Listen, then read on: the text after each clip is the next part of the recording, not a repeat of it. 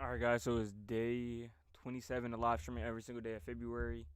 We have one more day until the end of February, and also till it's my birthday. So, so basically, tomorrow's the 28th, the last day of February. If all this is on a leap year, we'll have one more day, but they didn't do that, of course, because last year was a leap year. But tomorrow I think it's my birthday, of course, and we finna just chill. This might just be the 24-hour live stream, or I'm just on for a good 20, just a straight 24 hours. But I don't really know.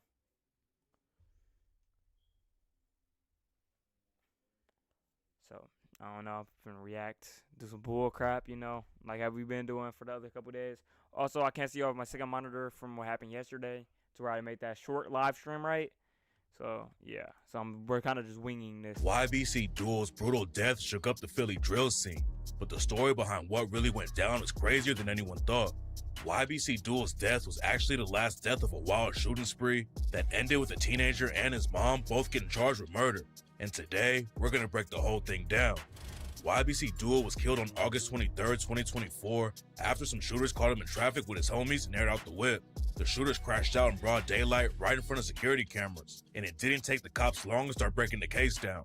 Just 2 weeks after Duel's death, the cops booked a 16-year-old named Aiden Waters for killing him. Bro, what the he laser them crashed out. According to the cops, YBC Duel wasn't the only dude Aiden Waters took out though. They claim that Ain't gonna lie, he should never this OT7 Kwani. Aiden Waters was involved with 3 shootings in just 5 days, and the feds have a ton of evidence to put him away for life. Aiden Waters allegedly reps a crew called Fast Break, and the cops said that they were tearing the city up in 2024. But the shootings that ended with YBC Duel getting killed all started with a car getting stolen on August 14th. According to the paperwork, an unnamed witness called Witness Number 2 told the cops that he knew a dude named Julius who stole a 2018 Kia Sportage from an apartment building parking lot so he could sell it to a dude named A-Roy. Then 3 days later, 2 dudes used the Kia when they went to the Live Casino in South Philly and robbed 2 people at gunpoint. They stole a Rolex, a designer bag, and cash. But luckily, nobody got hurt during that situation. One day after the robbery went down, 2 dudes rode down 500 Centner Street in another stolen whip and started shooting. They hit a 14-year-old in the leg and grazed a 43-year-old dude in the stomach, but the shooters weren't finished yet. Just a few hours later, a teenager named Marquise Saunders was sitting in his car with his homies on the 200 block of East Duncannon Street when the shooters pulled up and started airing out the I think they were just shooting at anybody. whip. Marquise Saunders was hit in the head and tragically died later that night. After Marquise Saunders was killed, the shooters dumped the getaway car and set it on fire to get rid of the evidence. But the cops found it a couple hours later, and it was clear to them from the jump that the shooters didn't know how to cover their tracks. One of the shooters had hooked their phone up to the car's system, and that's how the cops were able to get their info and find some crazy jail calls. The cops had already been investigating Fast Break for years. They've been around since 2022, and back then, they were called Headshot Gang. And before the cops started solving the YBC Duel hit, they had already booked a couple Fast Break affiliates for murder. Ryan Purcell allegedly killed a dude named Christopher Dowling in February 2024, and a month later, a Fast Break member named Anil Bugs allegedly shot 8 teenagers outside of a high school. When the cops found the burned getaway whip and tracked the phone calls, they found a jail call where a Fast Break affiliate told Ryan Purcell he was smoking Marmar, which was allegedly a reference to Marquise Saunders. And then another call, Aiden Waters told Ryan Purcell that there were 2 different scrimmages in one day. Scrimmages are what they call shootings, and a slam dunk was when they actually killed someone. According to the cops, Aiden Waters self-snitched like crazy about the 2 shootings that went down on the same day when he told Ryan Purcell they had 1 slam dunk and 1 went in and out. At the time, nobody knew that the whips getting stolen, the robbery at the casino, and the shootings were all connected. But Fast Break was crashing out like crazy, and they weren't finished yet. On August 23rd, YBC Duel and his homie Baby 35th Street were driving down the road when a stolen Kia Sportage pulled up next to him. Duel and Baby 35th Street were blocked in by traffic and couldn't get out of the way. And that's when the dudes in the Sportage started shooting. Duel got hit at least 3 times, and by the time he got to the hospital, it was already too late. The shooters drove off and burned the whip, but the cops found it and were still able to get fingerprints off of it and found some shell cases inside too. By that point, the cops already had a bunch of evidence, but they still didn't know how everything was connected. At first, they didn't even know exactly where YBC Duel had been killed. But then the video of his death came out, and the cops went to the scene and found more shell casings. The biggest piece of evidence they had was the jail calls where Fast Break affiliates were talking about the shootings. Then the cops dusted the Kia Sportage for prints and found 3 different sets inside the whip. One of the fingerprints came from witness number 2. He's the one who told the cops about Julius stealing the Kia and selling it to A-Roy. A-Roy's real name is Aiden Waters. Hold on. No.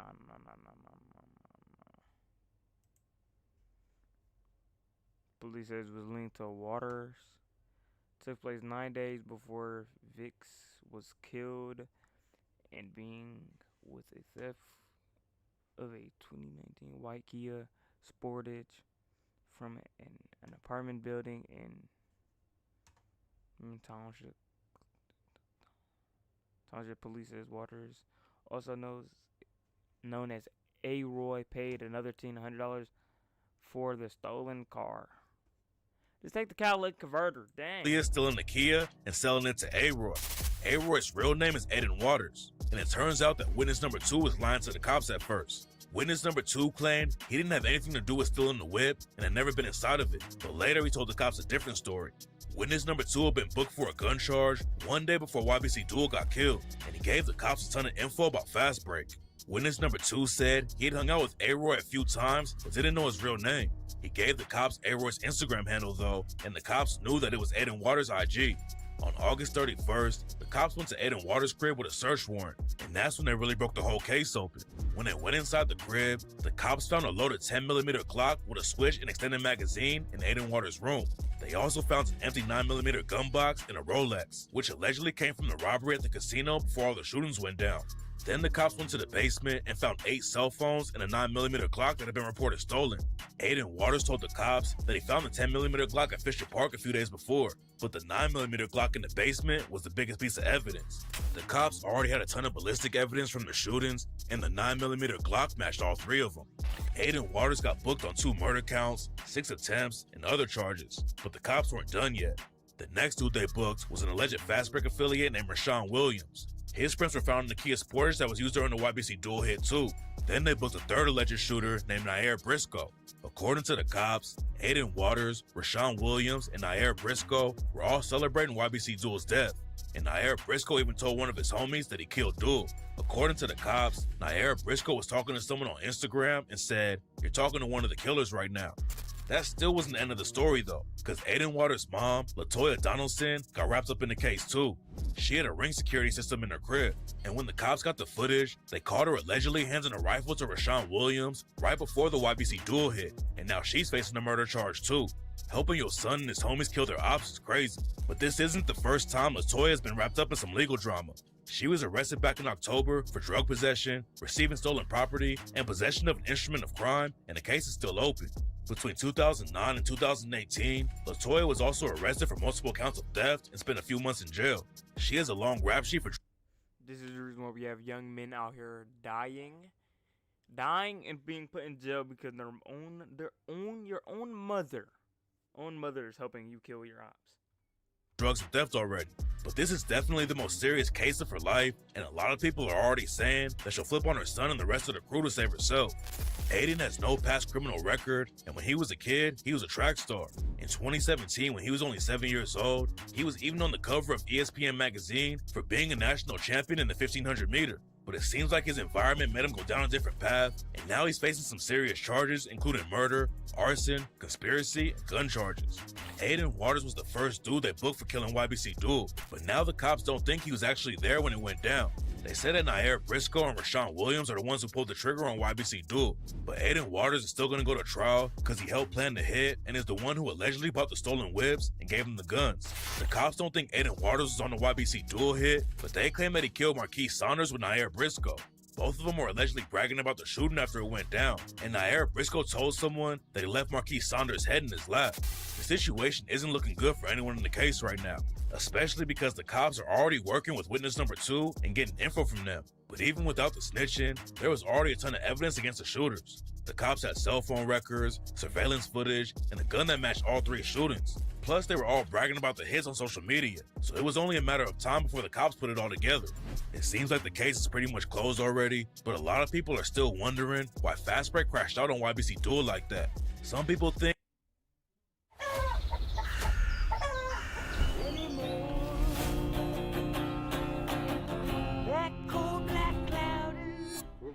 too. I'm broke before the ending of the month even comes, bro. Anything you do to make an extra couple bucks towards the end of the month? Cans and plastics. We really shit up tonight. Big dogs gotta eat, right? I'm not fat for a reason. I'm proud to be an American, where at least I know I'm free.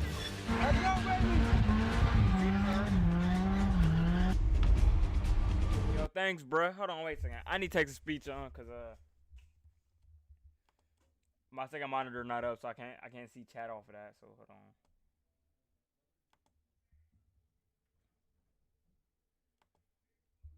Happy birthday tomorrow. Did you see what happened? What happened today? What happened today?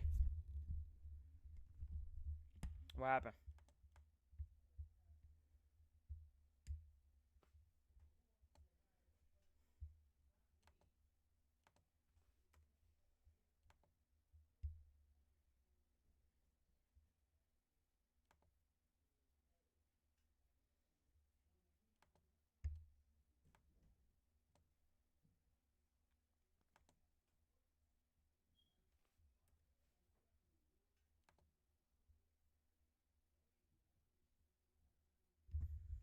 All right, now what's it called up? Now what's it called up?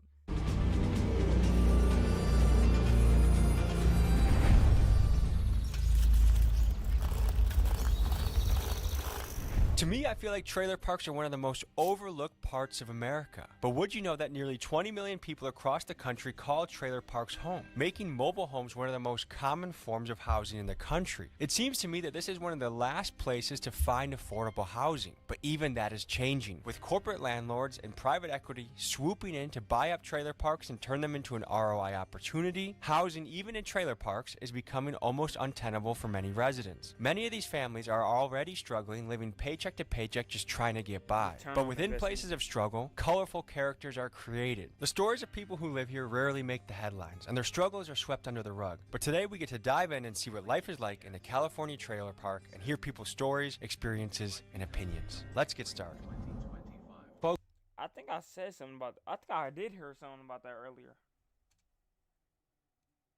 Yeah, I pray that there's not. I pray. Folks, it's a sketchy world out there, and there's something that you need to know. You or I could do a quick Google search, and within seconds, we could be on data broker sites that are selling your personal information for a few dollars. Home addresses, phone numbers. This world's cooked. Like America's just cooked.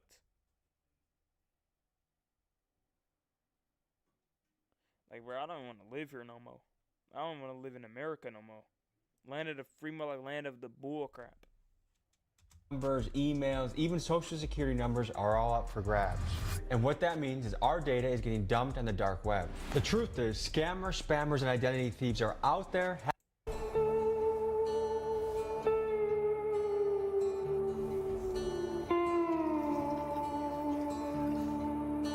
My name is Deborah, and welcome to the trailer park. But this is my home right here. It should be his place. Yeah, you got my neighbors right here. You know, Are those your cats? Oh, those are my neighbors' cats. But they go in my yard. From being here like a few years ago, like I'll say like about 2 years ago, I ended up in the hospital. Yeah, because I was in a coma, you know. I was at my neighbor's right here across. My neighbor used to live right here, but he died. Here's your cat. Yeah. You're not even in the United States. This is my little friend right here. Yeah.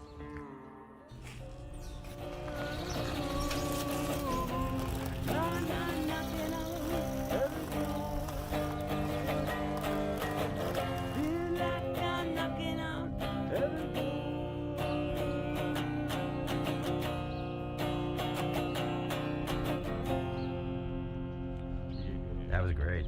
What's rock and roll mean to you? Just music I like to listen to and hear and play and feel within my soul. I like all styles of music though, bro. Like I started playing the trumpet when I was 10 years old. Played the trumpet, had a great teacher, man. I played, man, everything, Christmas songs. Yeah, bro, hold on.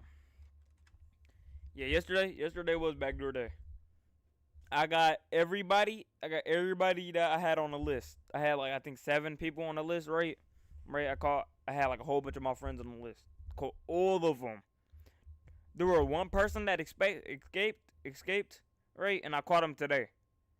Walked in the classroom with one of them wasps, a rubber band and paper thingy, and walked up on him and just popped him in front of everybody. Everybody. One of my friends he got caught immediately in the day. Some dude had a Nerf gun in his backpack, right? I don't get how he got it past the security guards at our school. He got it past them. Walked up on one of my friends. We just called him Vil, right? He walked straight up to him, started popping him with it, and then I ran up to Vil, right, because he was on my list as well. I started letting off wasp at him. I called him. He was the first person off the list. The second person was my friend. We gonna call him Key. Was my friend Key. He got caught because he walked into the thing. I was on top of the staircase, right? Seen him walk in, right? He ain't see me. I was covered behind him, popped him right in the back of his neck, and ran down the hallway, right? And the third one was interesting because I seen two of my other friends, right? They was walking towards me.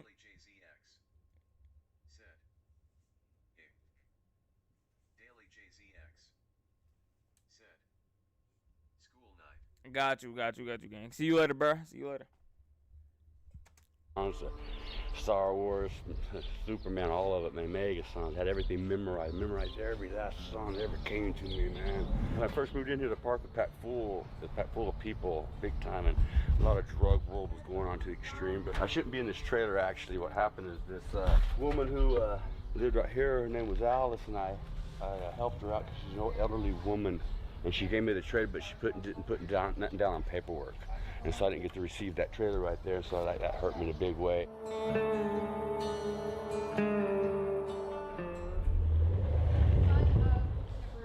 19 passed away.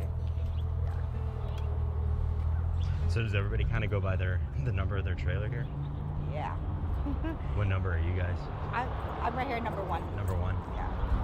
I used to be the manager here, and for like 2.5 years. I have been here since I was in 6th grade. Like, I don't know how long that's been. It's like 16, 18 years, something like that. So I kind of know the whole story about this whole park. So my job is basically make sure the park's running smooth, people pay their rent space, their utilities and stuff that we have, and then questions like that. Dealing with people in general is stressful. Roll with the punches, it comes with the job, you know? You just gotta deal with it, know that they're human, and just try to take care of it the best you can. Soon after we started filming in the park, police arrived on the scene for what was apparently a regular visit to a particular tenant. Here's what happened. Thank you. You're very welcome. Have a better day. What was the call? You got stickers? I might.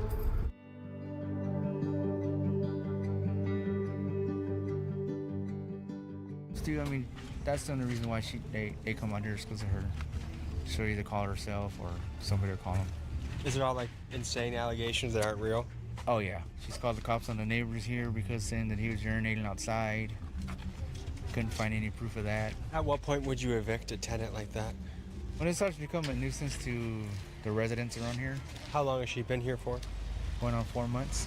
And she's been a nightmare? Yes. Yeah, she has. Talking about Oh my God, okay, that's all. I don't want to say her name, but that's true. Do you know what? Send those 4 guys to off in my room, they're naked.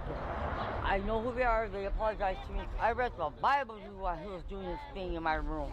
And then my son goes, my Nike socks, ugh, what happened? My son Jacob, he's in jail right now. Anyway, like I said, for whatever. Poor guy. This lady right here, number 3, her name is Debbie. She's the crazy one. She's the one who thinks that people are breaking in, that are trying to steal things, stealing her keys and this and that. Like, I put that grass right there, I got it from the dumpsters. I painted this, I was painting this.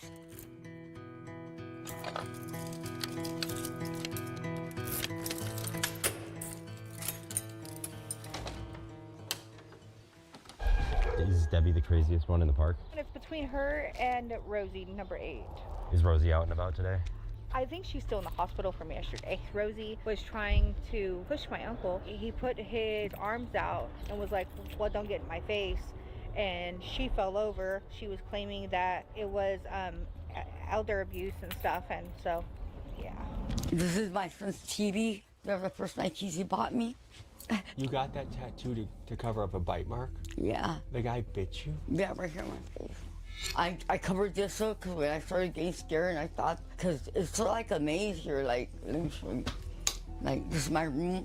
I painted that really nice. I painted my son right here, but I erased it. I wish you guys would have seen it. This was Jacob when he went to jail.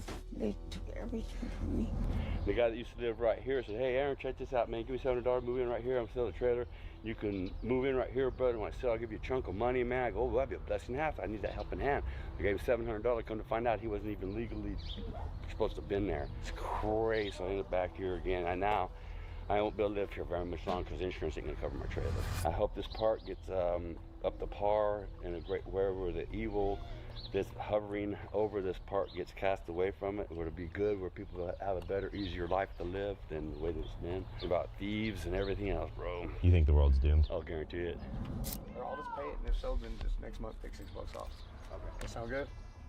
That's cool to me. All right. Oh, wait a minute. Deduct $6? Yeah, next month. Because I'll have overpaid. Yeah, you'll have credit on it. Okay. That works. Cool. Thank you. You're welcome. What does it cost to live here? Like, what are your economics every month? I pay, I started off with, I think, like $550. You know, our bills come up like high and low. It all depends, you know. Yeah. Do you know how much SSI gets you every month? Yeah, $1,200. Is that enough to live off of? Not really. Do you feel like being a musician is a really big part of your life? It is. Yes, God blessed it within me. I'm a musician, yeah. Hey, I got the rent ready for you. Thank you, sir. Appreciate that. Adrian, because insurance ain't gonna cover my trailer, and I can't find someone to bless me with a trailer. I'm trying and begging and pleading, trying, and I'm just not receiving it, bro. So I'm gonna end up having to move. It's been hell here, but it's been hell here. We'll keep you posted, man. Oh yes, come on, let's go see her. Yeah. All on camera. Look at that. He's got a big camera now. We're going on YouTube. How much does SSI cover you for? They cover. They make sure that my rent's all covered, food's covered, and able to have fun time. I'm broke before the ending of the month even comes, bro. Or anything you do to make an extra couple bucks towards the end of the month? Cans and plastics. How do you feel about the economy? I hate it. It's so bad. It's so terrible, man. Everything is going sky high. Rent, gas, everything, food, everything, man. It's going to continue getting worse and worse and worse as time continues going. It's not going to ever get lower, you guys, ever. It's going to get worse and worse and worse and worse and worse as time continues rolling, you guys. A lot of the folks here were concerned about making rent, and unfortunately, I think this is only going to get worse for people living in trailer parks around the country. With the supply of affordable housing in high demand, private equity firms like the Carlyle Group and Blackstone can swoop in and raise rents because, well, where else can these people go that's going to be cheaper? Just take these stories coming out of Michigan and Iowa. Private equity firm Haven Park Capital Partners bought a Michigan trailer park called Swartz Creek. They then immediately added fees and raised the rents to increase the cost of living by about 40%. Residents like Holly Hook had to then get roommates to be able to afford to live there. And the same thing happened when Haven Park Capital bought a mobile home park in Iowa. They immediately raised rents and made prices 60% higher than they were before. Now, the private equity side of the story would be that they had to raise rents to reflect market value and to make the improvements on properties that were in bad condition. And while part of that may be true, what is also true is that many Americans, just like Aaron here, are becoming unable to find a place that they can afford to live. Someone said to look for the American flag truck. Well, I see it. I'm proud to be an American, where at least I know I'm free. Cab.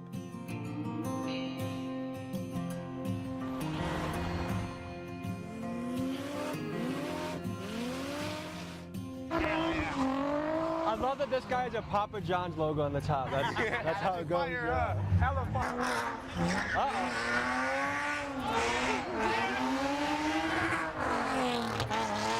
What's the mission here? What's the mission? Honestly, the whole mission is just to keep kids out of jail, keep them safe. I've been in cars my whole life, so I've spent probably 11 years behind walls, and 8 of it was behind the wheel. Were you a getaway driver? Nope, I had a fast car, and I like going in a straight line. And unfortunately, cops don't really care for that, especially when you see the talent these boys actually have. Right, like it impresses the hell out of me that they do so well. So why not facilitate that for them? How kids many out of years in jail. the making was this? This was a dream 2 years ago, 2.5 years ago. Blow it up for Kern County. When we want all these kids to stay out of jail. These takeovers in the intersection that are killing people, destroying families, that shit's gotta stop. This is the alternative. This is the alternative. This is the only alternative.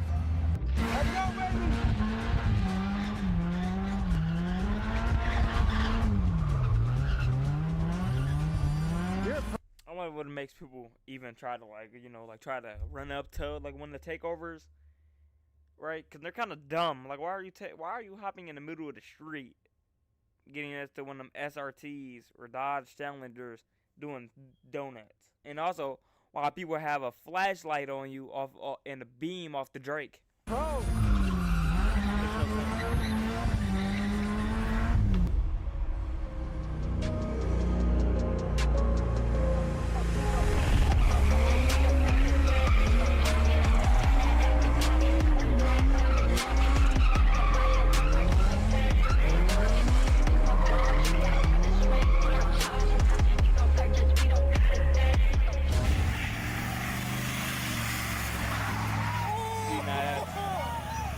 Trying to educate these kids. I got 10 kids of my own that are my DNA. 10? And I've adopted probably 30 more right here. 7 babies, mom's the handful. You're kidding? No. You got it around town, huh? I'm an attention. I like to have, look at me. Hey, you're not looking at me. That's my big truck out front. This is my 6-wheeler tandem Toyota that stands up as high as a 4x4. Like, I drive one of one. He got ribs. My ice cream truck is a right-hand drive with Dayton's. Like, I have another ice cream truck that lays frame. You have ice cream trucks? I'm Ice Cream Jones. I own Ice Cream Jones. I operate and own and operate. Came up with the ice cream. Everybody Jones is for ice cream. So when it kind of flowed. Everybody Jones is for ice cream. So, are you married now? Yep, 11 years strong. We got another baby. On the way? Nope, we just had another one 4 years ago, but we had another one. That was number 10? That was number 10, the last one. You're done? Done. No more. You're hanging up the cleats? Hanging up the cleats. How is it having 10 kids in this economy? It's rough. I have to have a lot of liquid cash. Ice cream. Liquid cash. And I mean, like, it looks a little old at the moment, but like, it's right-hand drive. It's got wire wheels. That's the good ice cream trucks in the hood. RV seats, wood grain floor. Did you paint the ice cream truck? 100%, all by hand. All of the snow actually lights up in the night light. It glows. It's the reflective sidewalk glass that's in the sidewalks, the crosswalks. So when it lights up, it blings at night.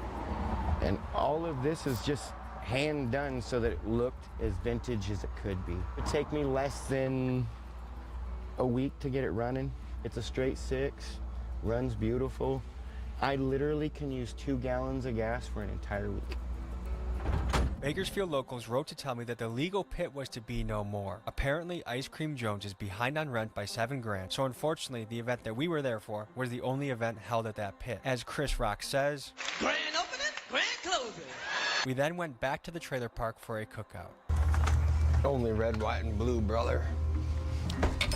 All right, it's time to party. Hi. We really shit up tonight. Big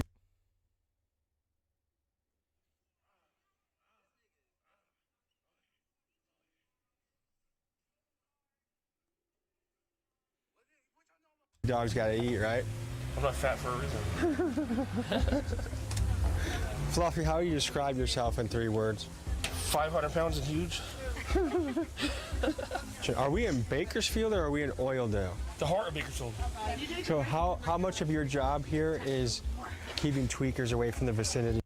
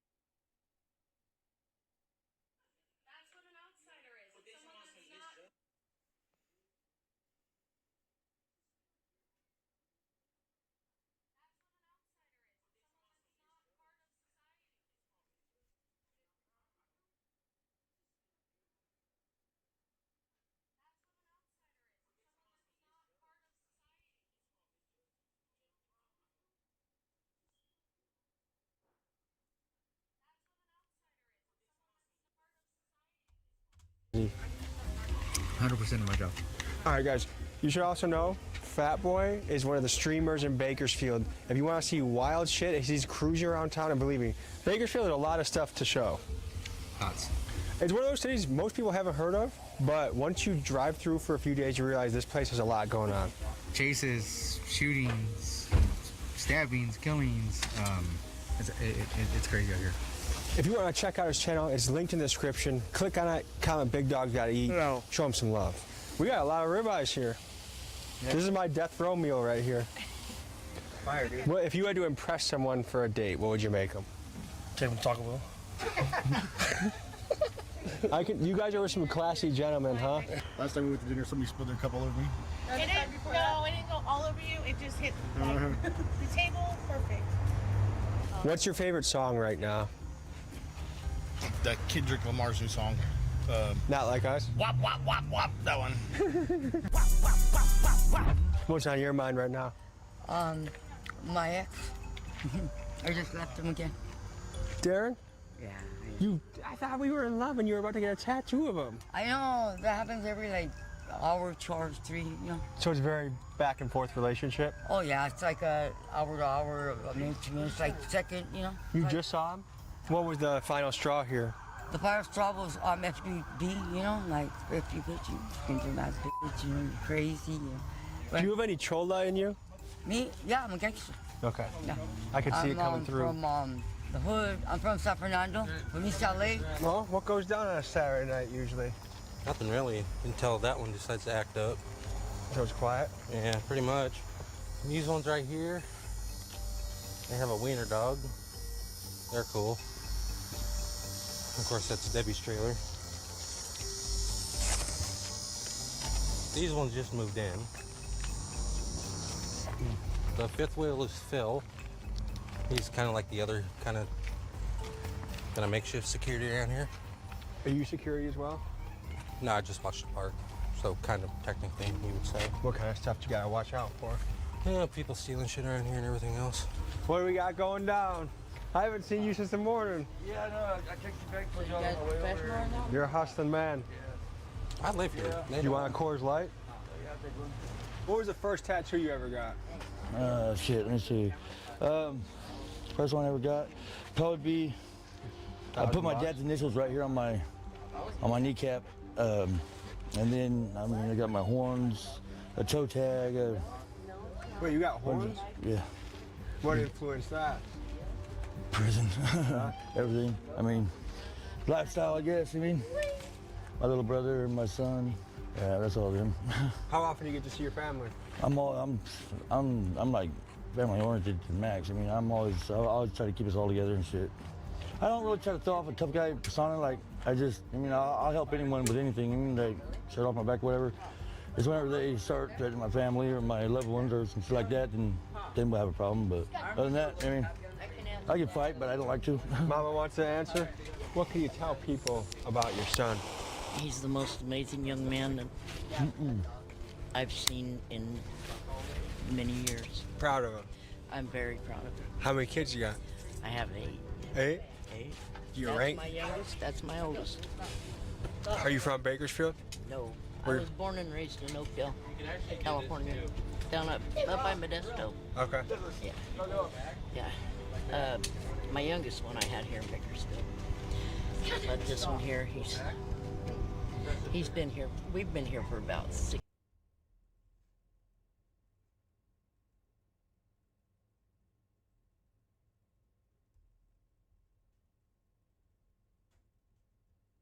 In the from performing on stage with Kendrick Lamar to being passed out in the streets of LA. This is how Welvin the Great lost absolutely everything. His career began on Instagram in 2014, when his next-door neighbor Lefty began filming Welvin's strange look and personality. Throughout the videos, Welvin often talked about getting women. My girl just called me, she want me to go see her. I'm going to her house, then I'm gonna get it in. Leading professional footballer Orlando Skandrick to comment and joke that Welvin and didn't get any. Welvin responded with a video of his own. Homie said you ain't got no bitches. He said I don't. I do got more bitches than you with your ugly ass. Orlando saw Welvin's response and showed it to his girlfriend, model Drea Michelle, who shared the video with her 4 million followers, making Welvin instantly famous. When Drea posted him, it was like a frenzy. He had 20,000 likes, 11,000 comments in 28 minutes. That day, he was everywhere. That state, we watched his Instagram start at 6 followers, and then we just kept refreshing the page. By the end of the night, he was at 12,000. When we woke up in the morning, it was 43,000. It just kept getting crazier and crazier. Welvin's voice and appearance came from a medical condition. We won't really disclose it, but he does have a disability. Yet this is what made him memorable and unique. Sadly, it'd also be the thing he was picked on for the most. But Welvin still loved being famous. It makes me feel like really good. Like I love it a lot. I feel happy, and I'm trying to keep doing what I'm doing. And would therefore continue to make his own videos. Just 22 days after No Bitches went viral, Welvin returned with an upload that completely changed his life. What's up, Dad? Something came in the mail today. These nuts. Got him! Got him! By simply telling his father that these nuts came in the mail, Welvin gained over 58,000 likes. 4 days later, the entire extended version was uploaded to his YouTube, gaining another 500,000 views in the 3 weeks that followed. However, it was meme compilations that really sent it viral. The soundbite was pasted over Spider-Man, then shared all over Vine. Wait! Who are you? You know who I am. I do? These nuts. Got him! Got him! Acting as precedent for hundreds of other memes. Can you tell me your name? These nuts. Even big celebrities began to get involved. Cause some came in the mail today. These nuts. Taking Welvin the Great to a whole new level of fame. Every day we see a new video or a new celebrity posting it. Welvin couldn't keep up with how fast he was growing.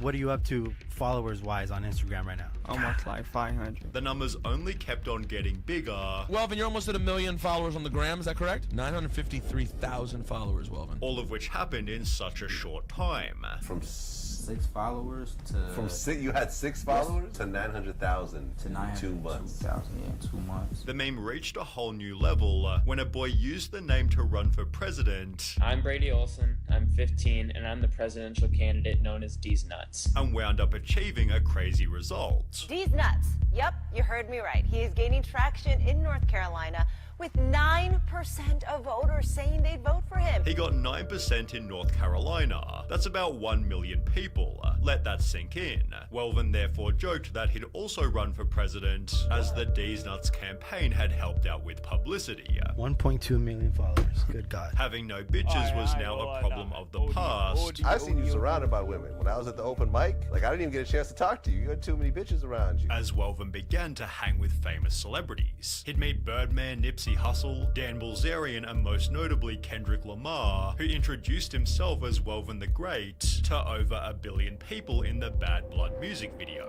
Kendrick had said that Welvin was a hero, adding he always had personality, confidence, and self-love, making it out the city. You've heard the praise that Kendrick Lamar has been giving you lately? I saw it on Instagram. Welvin therefore joined Kendrick to sing a song beside him, which made Welvin realize he could charge for club appearances. So you're getting booked for walkthroughs now? Yeah. Can I ask how much it costs to book Welvin for a walkthrough? Right now he's at about 4,500. 4,500. Concerned fans wrote, I hope he saves his money, cause this shit gonna come and go so fast. But Welvin had built multiple streams of income.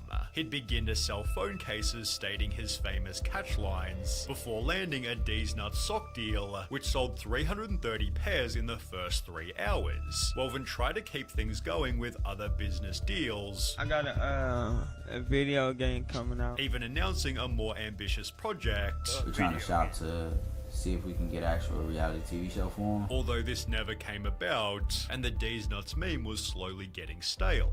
Welvin had so many things to manage on the side, he almost completely stopped making original videos. Therefore, he came up with no new catchphrase. You got any new jokes for the folks, man? Yeah. Okay. Yeah, you know. Okay. What's up? Way to check back in with you later. And could only rely on the D's Nuts meme. The D's Nuts guy just keeps riding by, saying his catchphrase. Oh shit, he's on his way back. These nuts got him! These nuts got him! Without any fresh new content, people began to state this dude's fame is hella dead. And while Welvin initially loved being famous, this seemed to contribute to him beginning to hate it. I get it a lot, like everywhere I go, and it's nice. That's what comes with fame, right? Yeah, she helping me out and everything. Welvin also had to deal with articles like this, stating Nuts was recently arrested on charges of sexual assault after allegedly assaulting several women during a party he hosted in California, which had been fabricated from nothing. I didn't get arrested. He'd never been arrested. It was from some site we've never even heard of. To deal with the stress, Welvin had an obvious coping strategy: alcohol. For example, 3 minutes into a podcast appearance, Welvin stopped the host to scull a beer. I want to name a couple names for you, Welvin, and I want you to tell me the first thing that comes to your mind when you hear these names. Okay, Yeah, let him finish his drink. You came thirsty, huh? Finishing 3 entire bottles during the 12-minute clip. On another podcast, Welvin had a beer sculling contest and was almost always drinking when seen by paparazzi. Well, the alcohol often showed Welvin's bad side. He'd happily disrespect the homeless. Here you go, big bro. Damn! Welvin, give it back! Not just once but twice. Give it back to the guy. You thought you would get my drink? Not tonight with your junk ass. Which was apparently a prank he liked to play often. There you go, bro. Got him! When fans sung him happy birthday, Welvin cut them off. Man, they're gonna beat. If they're catching that, bro, I don't want to be playing with homeless people like that, bro. They ain't got nothing to lose. Happy birthday to you. Happy birthday to you. Making comments like this somewhat unsurprising. Me and my stepbro literally just seen you crossing the intersection by the D, and you just told us back the F up. All we wanted was a pic or video of you saying D's nuts, but you had to be a dick. I get you prob get it all the time, but could have been nice, asshole. Other people spotted Welvin getting publicly arrested, which again makes total sense, given videos began to surface of him fighting in the streets. This hostility continued toward his manager, who despite being a super nice dude, was often rudely cut off by Welvin, who also had no issue with airing private things. This was a problem as his manager controlled his Instagram. So do you run his DMs? His Instagram? Yeah, I run the page. Who was therefore blamed by Welvin when he couldn't get into his account. I can't get in my Instagram. But I don't know my password. Somebody logged me out of my password. It gotta be him. It gotta be. Yeah. It gotta be him though. It gotta be. You think? Like, it gotta be him. Welvin was never able to log back in and would therefore be forced to delete his Insta. This seemed to ruin he and his manager's relationship, as 1 year later Welvin seemed to hate him. I need a whole new manager now. The one I have, he just like fucked me all over. And also what you... money and everything. Without a manager or Instagram, Welvin's drinking only got worse, being spotted downtown drinking full bottles of spirits and clearly struggling when speaking to fans. And I want to take over the whole world. Like, I want to do more action, more videos, more skit. Even more videos surfaced of Welvin getting in fights, although it's hard to tell if this was his fault, given people would always provoke him. Welvin is stalking a female right now. Welvin, hey, can you quit fucking shoplifting keys? Hey, bro, get away from me. Are you shoplifting keys? I don't do that. Are you raping females? You want me pepper spray you, bro? Welvin struggled to ever catch a break. What's the deal, bro? You gonna do more video on me? What's the deal with you, bro? Pick your ass over here, blood. What's happening, blood? What's the deal? You straight? Let me get a hug. I thought you was like trying to hurt me. Nah, man, I ain't trying to hurt you. I feel scared. Nah, man, I ain't like that. Which only seemed to worsen his drinking, as Welvin completely blacked out on Hollywood Boulevard. Multiple similar videos surfaced, one of which being recorded beside Skid Row, making people believe he was living on the streets. Welvin clarified that this wasn't true. I'm not dead. I'm not sleeping on the street. I drink and I pass out. He'd then upload a video titled Stop the Rumors. I'm alive and I'm okay. And I wish that these blogs would stop with all these rumors about Welvin being dead. He is very much alive and well. With his cousin explaining that Welvin was homeless voluntarily. Welvin chooses to go off for days at a time. He has a home to come to. He comes home, he rests for a couple of days, he go back out in the street. There's nothing nobody can do about it. There's nothing we can do about it. We don't want that for him. But this is something that he wants to do. To make money, Welvin wears a shirt reading, sponsored by D's Nuts, Tip Me or Never Mind, stating in recent posts that life is great. However, with videos like this, and other pictures such as this one, people believe he's heading down a dark path. It's sad, he looked like he was hanging around wrong people, and they gave him crack. His teeth is brown like he's using.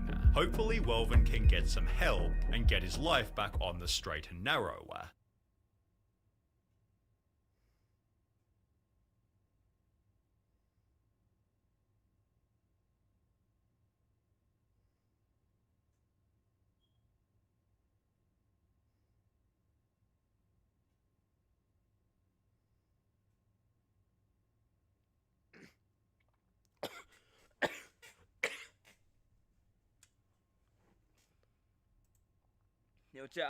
Darman has one of the most unique reputations online. A combination of being one of the most wholesome creators while also being a cringe content factory. And with over 20 million subscribers, you most definitely know who he is, with or against your will. But lots of people don't really seem to know what's behind the motivational messages. Before Dar became an internet sensation, he had several issues with businesses going against legal protocol, very big disputes with business partners, and even being accused of defrauding the city of Oakland for tens of thousands of dollars. Overall, Dar has a very, very shady rise to where he is right now. So let's cut the bullshit and get right into it. Darman was born in 1984 in America after his parents immigrated from India with $7 and big dreams. They settled in Oakland, California, where they saw big opportunities for the transportation industry. They founded the taxi company Friendly Cab, which ended up being the biggest taxi company in that area. Dar's parents were often so busy that they really didn't spend much time with him,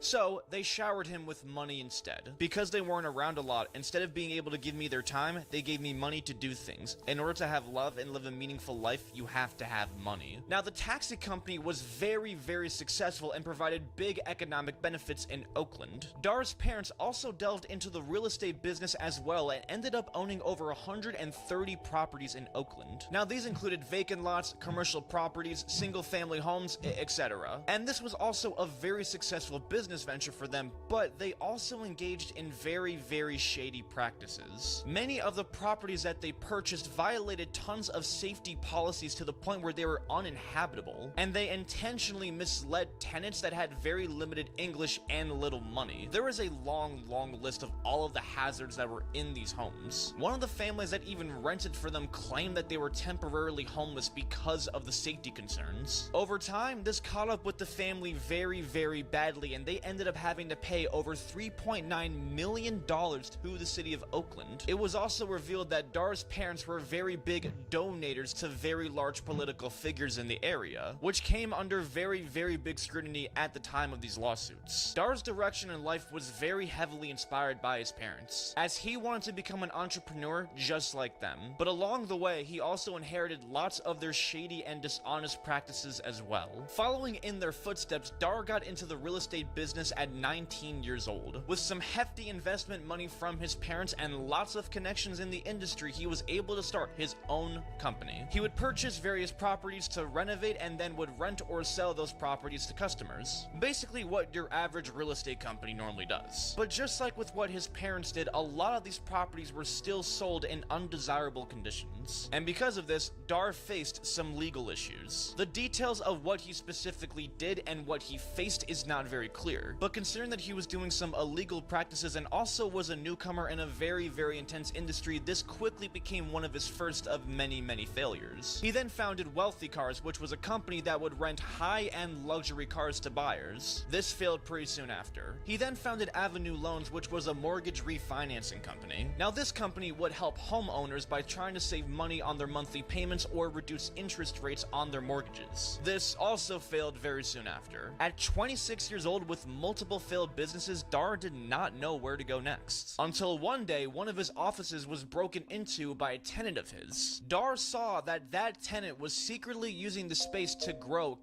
plants there. Instead of calling the cops, Dar saw this as an opportunity, and so he decided to get into the medical industry. But before we continue, I need to tell you guys about Incogni, today's sponsor. Now, how often do you get those annoying spam calls that are very obviously scams? Well, the reason you're probably even getting those calls in the first place is probably because your number was leaked onto one of those people search websites. And they don't just have your phone number, they also probably have a ton of your other info as well. That's pretty concerning to think about. You shouldn't have to go through a whole hassle to have basic privacy, and that's where Incogni comes in. Now, Incogni will do a scan of your info onto all of those shitty websites and send requests for your info to get removed. And to make sure they don't just start reselling your info again, Incogni will automatically send new requests every single time to make sure that it stays off. And over time, they will continuously add new data brokers and people search websites to their roster to make sure that everyone is covered. This way you know for sure that your data is being protected. I know lots of you guys could really benefit from a service like this, so make sure that you use my code BLANKO in the link below to get 60% off of an annual plan. Now, back to the video. Thanks, Incogni. But he didn't really know anything about growing the stuff per se. So instead, he decided to form a company that would sell equipment for other growers to use. And even though Dar had only actually seen a marijuana plant for the first time 2 years before, he saw this as a very big opportunity. Now, Dar's father was not big on this, but Dar had the vision. He rented a warehouse from his father in Oakland and started selling hydroponic equipment, calling the company WeGrow. Now, even though Dar was an experienced entrepreneur, this was a territory that he just did not know anything about. He was extremely unfamiliar with the industry. He needed someone that was experienced and would help give Dar guidance. And that's when he was approached by Derek Peterson, an investment banker at Morgan Stanley. Now, Derek was a very well-respected man on Wall Street and had quite a lot of interest in working in the medical industry. Dar took a liking to Derek and proposed an idea. Derek would start his own company, GrowUp.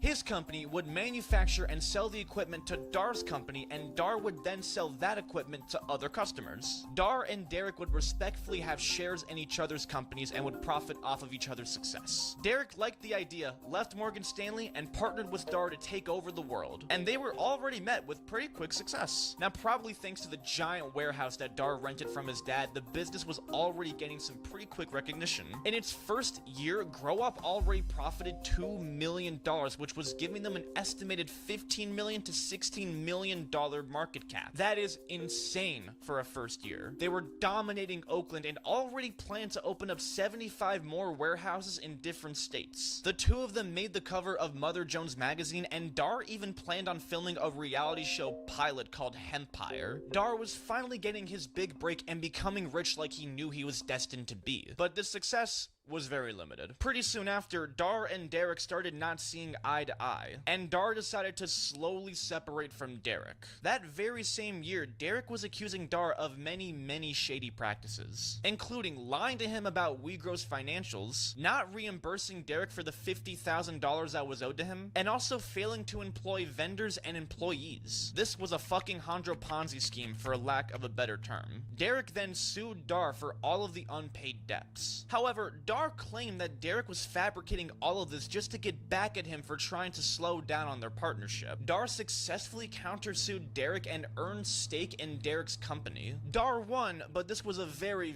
short-lived victory, because the very next year, Dar was being charged for defrauding the city of Oakland for tens of thousands of dollars. So how did this happen? Now, at the time, Dar was working again on a different real estate company and submitted documentation for a re-beautification program, which is basically when someone improves the aesthetics and renovates parts of the city and gets reimbursed for it. Dar claims that he was repairing and renovating certain aspects of the city at the time. However, many of the invoices and the documents that he submitted seemed to be false. He was falsely claiming that he made renovations that were never made, and was also lying about how much money he was actually spending on certain repairs. This costed Oakland an estimated $44,000. Dar was charged on on 13 different counts for defrauding the program. He was facing up to 5 years in jail but took a plea deal. He pleaded no contest to the 5 counts and paid nearly $40,000 in fines, and was sentenced to 5 years probation. In 2021, he claims that the charges were expunged, but it's unsure. This forced Dhar Mann to close the WeGrow business, and this ruined his reputation as a businessman. Dhar was now officially at his lowest point in life. He was 30, broke, depressed, and had a horrible reputation in the media. He was living his biggest nightmare, being a failure. But 2014 would be the beginning for Dhar Mann's turnaround. That would be the year that he met his soon-to-be wife, Laura Avila. Together, they were looking for a new opportunity, so Dhar founded the makeup company Live Glam with only $600. Live Glam was a subscription service that would deliver monthly trendy beauty products, and this was pretty successful very quickly. And Dhar was pretty well prepared to lead this company to victory. One of the biggest aspects that made it so successful was the use of social media. Having content creators and influencers promote the product helped it reach the right audience. And soon enough, Dhar was rich once again. But just like every single one of his businesses, this one also had some pretty shady stuff behind it. Many people reported that after they would use their card to purchase from Live Glam, they would notice very, very large charges on their credit card very soon after. Either people were secretly using this info or they had a very, very poor security system. And while it may have seemed coincidental, it was very coincidental for this amount of people to say the very same thing. There were also a lot of reported issues with trying to cancel subscriptions, receiving damaged products, and very, very bad customer service, and lots of other things as well. However, to this day, Live Glam is still a very, very successful cosmetic company.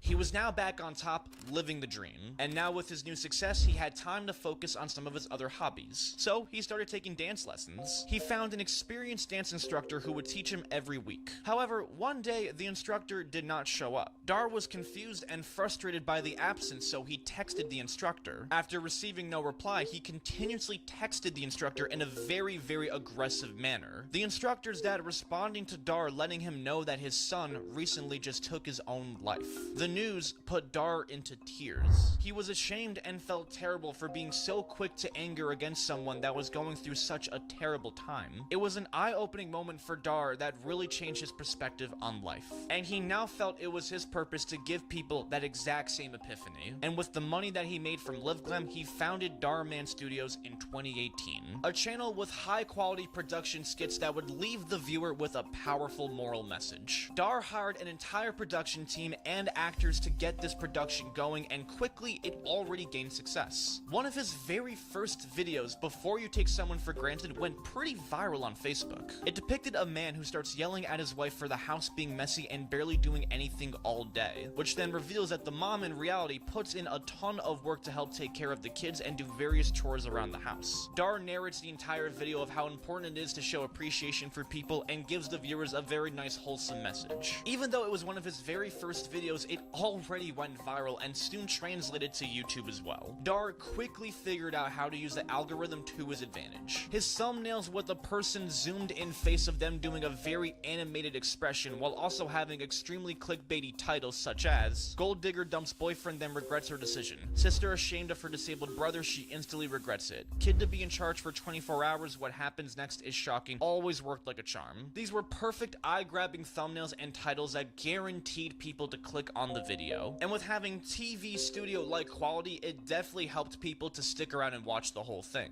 In 3 years, Dhar would already break over 4 million subscribers, one of the fastest rising channels ever. He went from posting weekly to now posting every single weekday, putting more and more focus and energy into the brand. And clearly it was working. New York Times deemed him the moral philosopher of YouTube. However, he had a pretty mixed reputation. His videos were getting tons of views, but lots of people saw his content as very cringy and corny, with very cheap dialogue that just spoon-fed the most basic and generic messages. It wasn't really that revelating. It felt like those very cheap programs that they would show in school to tell kids not to bully each other. He became the laughingstock of reaction channels that would laugh constantly at all of his corny content. However, it's not like Dhar wasn't aware of this. It was almost his intention. Older people were not really the audience. It was young kids that were really being captivated by this content that were big fans of him. It was simple, digestible, and inspired wholesomeness. Dar took this criticism in good faith and even had people that were roasting him be featured on the skits. Considering how well his channel was doing, I don't think he cared about a couple people making fun of him. But most of all, Dar felt he was making a difference. He wasn't just telling stories, he was changing lives. Darman was finally achieving his goal to become rich and successful. And now he was doing it through his passion. Before he knew it, he broke over 20 million subscribers on YouTube. And he started multiple channels, including a podcast where he featured giant creators like MrBeast and Charli D'Amelio. That was until February 6, 2023, when tons of actors were protesting outside of Darman Studios. What the hell was going on? One of the actors took to TikTok that they were protesting because the actors were not being paid fairly. Now, to give some explanation, the actors were not necessarily employees, they were independent contractors. They only get called in when they're needed. And since they're not employees, they don't really receive the benefits of being an employee, such as a salary. When Darman Studios was just starting, they were completely fine with this at first because there wasn't really that much money being involved. But now that the brand had become much more profitable, it seemed like it was affordable to pay them more. And every single actor was struggling to pay rent while Dar was making millions. As an actor at Darman Studios, I am just a contract player. I have no employment there. I am just sort of called every now and then, as are all the other actors. And it just is not sustainable. And there are a lot of issues at hand here, but one of the main issues is that not a single actor that works at Darman Studios can afford rent. So, all the actors requested a meeting with Darman so that they can address their concerns. But when the meeting came about, the head of production and HR were present, but Darman was not. The actors specifically wanted to meet with Dar so that they can directly address their concerns, and they were not going to have the meeting until that was met. The trouble is, there's a culture at the studio of if you talk, you're out. So we decided to come together as a group and talk collectively with our boss, Darman. We sent a letter to him, a hard copy and an email. The email was CC'd to the head of production as well, so that we made sure that Dar got it, but it was addressed to Dar. It was delivered to Dar. That letter was forwarded to the HR department, which we are not employees of Darman Studios, we are contract players. So exactly what we have to do with HR, we're not entirely sure, but it was forwarded over there. We were contacted, said we could have a meeting to discuss our issues. That meeting was pushed several times, changed on us. When we finally got to the meeting, we had reiterated that we wanted it to be with Dar. Dar was not there.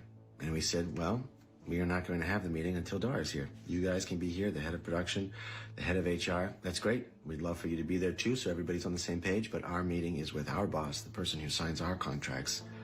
However, this was refused. So they all protested and refused to work until Darman heard their concerns. Regular actors who were in some of Dar's most popular videos came forward one by one describing their instances on set. One of the main was being a very, very toxic work environment. If you spoke up, you were kicked out. And the work culture became so bad, one of the actors, Brianna Walker, had a very, very serious health condition that caused her body to swell and put her life at risk at certain times. The work culture was so bad that one time when she experienced a reaction, she tried to hide it because she was afraid that her job would be put at risk. However, she wasn't able to hide it anymore and did receive medical attention. This did shut down production temporarily, but she was assured that her job would not be affected by it. However, after the event, she was never called back again, and was never given a reason as to why. So, it's only left with one conclusion. First off, the whole production team knew that I had a medical condition to where my face swells up, I get hives all over my body, my tongue swells up, and my lips swell up, where I have to use an EpiPen or be rushed to the hospital. Without this, I can die. I even take daily medication because of this. So for the shoot, I had a bad allergic reaction. So when I came to set, the director noticed that I was a little off. Everything was off about me. I was not feeling too well, but I still wanted to work because I knew what could happen to me if I didn't finish these scenes. I felt that I was going to be fired, and I told them that, and I was crying and everything, and Shantae told me that, oh, nothing's going to happen. It's going to be okay. He isn't going to fire you or anything. But after that, I was never hired back again. Another actress, Jaslyn Nicolette, described an instance where she agreed to do a Halloween TikTok for Dar's page, and that video would consist of Dar chasing her around with a knife. Now, you'd think that this would be a fake prop knife, but it wasn't. The event was so traumatic for Jaslyn that she left the studio in emotional distress. I was doing a TikTok video with Dar, and it was around Halloween time, so he was supposed to be chasing me with a weapon. There was a security guard on set, and Dar was asking, what weapon should I use? I was assuming that it was going to be a not real weapon, a prop weapon. But he turns to the security guard gives him a real knife and points the knife at me. I said I was unsafe. I had to reiterate that I felt unsafe doing this. I then proceeded to run out of the studio crying. I had a complete meltdown. Jaslyn never received an apology from Darman himself, but from the head of production. And to make up for this, they promised that they would have assistant directors on set, but this was never delivered. All of these stories coming about, people were starting to question the authenticity of Dar and his brand. It wasn't looking good for him. #protest Darman was getting millions and millions of reposts, and he was posting a lot less on his channel because of the delay in production. The allegations were not addressed by Dar himself, but on the Darman Studio Instagram page, where they responded to every single accusation. They claimed that when the actors set up the meeting to talk to Dar, that they actually did not really require Dar to be there, they just simply requested it, making it seem like as if it wasn't really necessary. When the meeting happened and Dar was not present, the actors refused to dispute their claims and then just angrily left the meeting after a couple minutes. They denied the fact they don't pay their actors, and they're actually extremely quick to do so. Dar even said himself that main actors get $33 to $44 an hour, while extras get $18 an hour. However, it doesn't really seem to address what some of the actors are talking about. If they are being paid well, then why can't they afford rent or other basic necessities? They don't want money to afford a Lambo, they just want basic shit. Are the actors just being greedy and put the blame on Dar? You could argue that the actors can just simply choose not to work with Dar if they feel like these are not fair conditions. After all, no one's forcing them to sign a contract with him. They can just choose not to work with him. Having actors as independent contractors is a very standard protocol in the entertainment industry, so it's not like this is anything new. But the actors who worked with Darman saw it more than a job. They saw it as family. They felt like they were making a real difference with their work, and they were happy at first to not accept a lot of money for it, but now it's made so much profit, so it felt reasonable to simply request the basic necessities of being an employee so that they can dedicate more time to it. Considering Darman dropped $15 million on a mansion in Calabasas that was previously owned by Khloe Kardashian, it's pretty safe to say that he can afford to pay his employees a little more. Now, many of the other actors actually spoke against the protesting ones and claimed that they had amazing experiences working with Darman. Dar's most frequent actor, Catherine Norland, had nothing but praise for Darman, claiming that being an actor for the Darman Studios actually was the redeeming factor for her acting career. And every year that she was working on set, she received a raise every single time. From the bottom of my heart, think that Darman Studios is a great place to work. And I am not being paid to say this. The studio, not even Darman, knows that I'm making this video. My point of view, I've seen kindness and generosity, and I see them putting out these beautiful messages. This is my experience. Most of you have already heard the other side from the actors who aren't happy.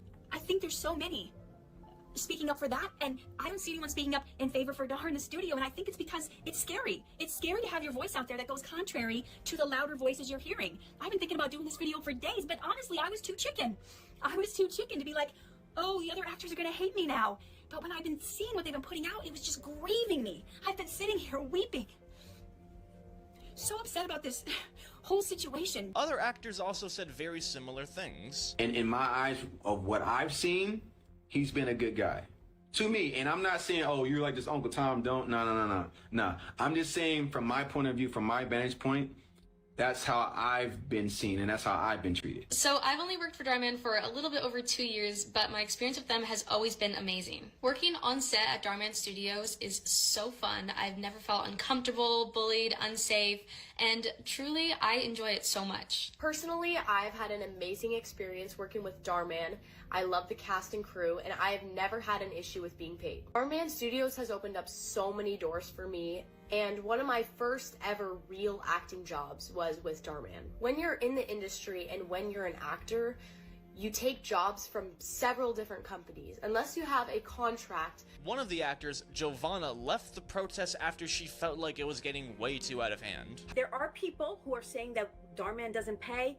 I disagree wholeheartedly with that. That is not true. That has never been true for me. I've always been paid, and within like 24 to 48 hours. It is not right that the whole ship sinks because one bad apple wants revenge. However, a lot of the people felt that what they were saying wasn't very sincere and was just another one of their very unconvincing acting performances. So why stick up for Dhar? Possibly to seize the opportunity of sucking up to a powerful, rich man who can give them all of the opportunities that they want. This gig could be way too good to give up if you are a desperate actor, even if you are not treated well. It's better than nothing, and seeing how many views it gets, some people are probably willing to put up with it. But it also could come from a place of sincerity. Maybe they didn't feel entitled to higher pay and just simply were grateful to be part of the project. Dhar was providing some very decent counter-arguments to all of these claims. But some shady stuff happened that changed this a little bit as well. Some of the actors posted very eerie videos retracting their claims of being on set. I would like to make the following correction to the video I personally removed, posted on my TikTok on February 10th. Mr. Man did not put a dog in a shoebox and then try to cover it up. Mr. Man did not point or pull a on me on set. Although there was a on set that wasn't previously discussed. The way they're talking, it's like they're being held at gunpoint. So what is going on? Well, apparently Dhar sent these actors cease and desist letters to retract their claims and protect his reputation. But this wasn't just it. TikToker Noah Glenn Carter posted a video where he was reporting on all of the protests that were happening, which was soon taken down by Dhar from a copyright claim. Well, apparently Dhar is not a fan of my coverage because he copyright claimed this video I did on him. And as you can see right here, the claim was made by Dhar himself. I didn't even know you can copyright claim a video on TikTok. Pretty weird that he would copyright claim a video that was just simply describing the protests that were happening. It's not like he was stealing Dhar's videos. Now, the protesting actors decided to completely leave Dhar Studios for good and make their own channel and post their own content on there. They posted an Indiegogo campaign for $10,000 to raise money for the channel. However, when one of the actors posted this campaign on TikTok, her video was taken down from a copyright claim by Dhar. This is even weirder. Trying to prevent ex-actors from promoting their own stuff is very, very shady work. It doesn't look good no matter what the context is. However, they would raise more than enough needed money and start posting content on their channel regularly. The last time that this would ever be addressed on Dhar side was when he posted himself with all of the actors that were on his side while disputing all of the claims. And after that, it was never really talked about again from anyone. But this still left many questions left unanswered. Who was telling the truth? Were the actors making reasonable complaints and exposing Dhar for who he is, or were they simply just being greedy and ungrateful for the opportunity that he gave them? It's really hard to say. Everywhere that Dhar goes, trouble seems to follow him. Anytime he opened a business, it was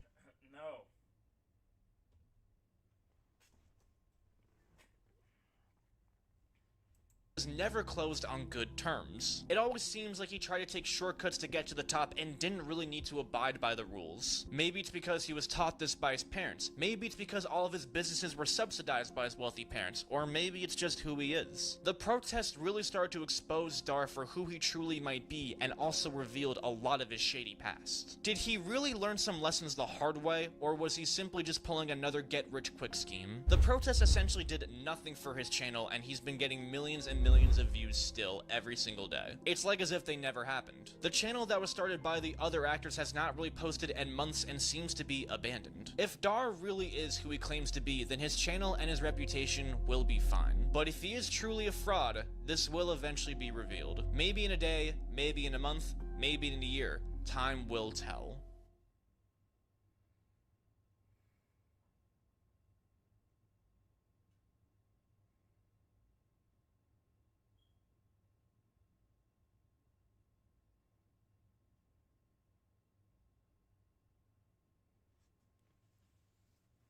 Dang, what the This may be a prison, but it's far from ordinary. In fact, it's the most luxurious prison the world has ever seen. From a glamorous nightclub where Pablo Escobar danced with Colombia's most beautiful women, to a horrifying torture chamber where his enemies would vanish into darkness. But why did Colombia go to such lengths to keep the inside a secret? What is hiding inside La Catedral? –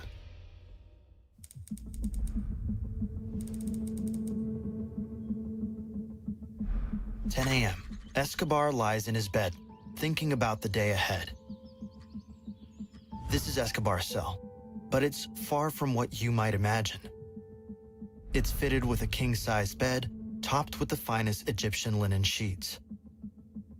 Surrounded by million-dollar paintings, fine oak wood furniture, and a wall-length bookshelf. Behind the bed, a handcrafted blue ceramic tile art piece of the Virgin Mary adorns the wall. His room doubles as one of his offices. Next to his bed is his workstation.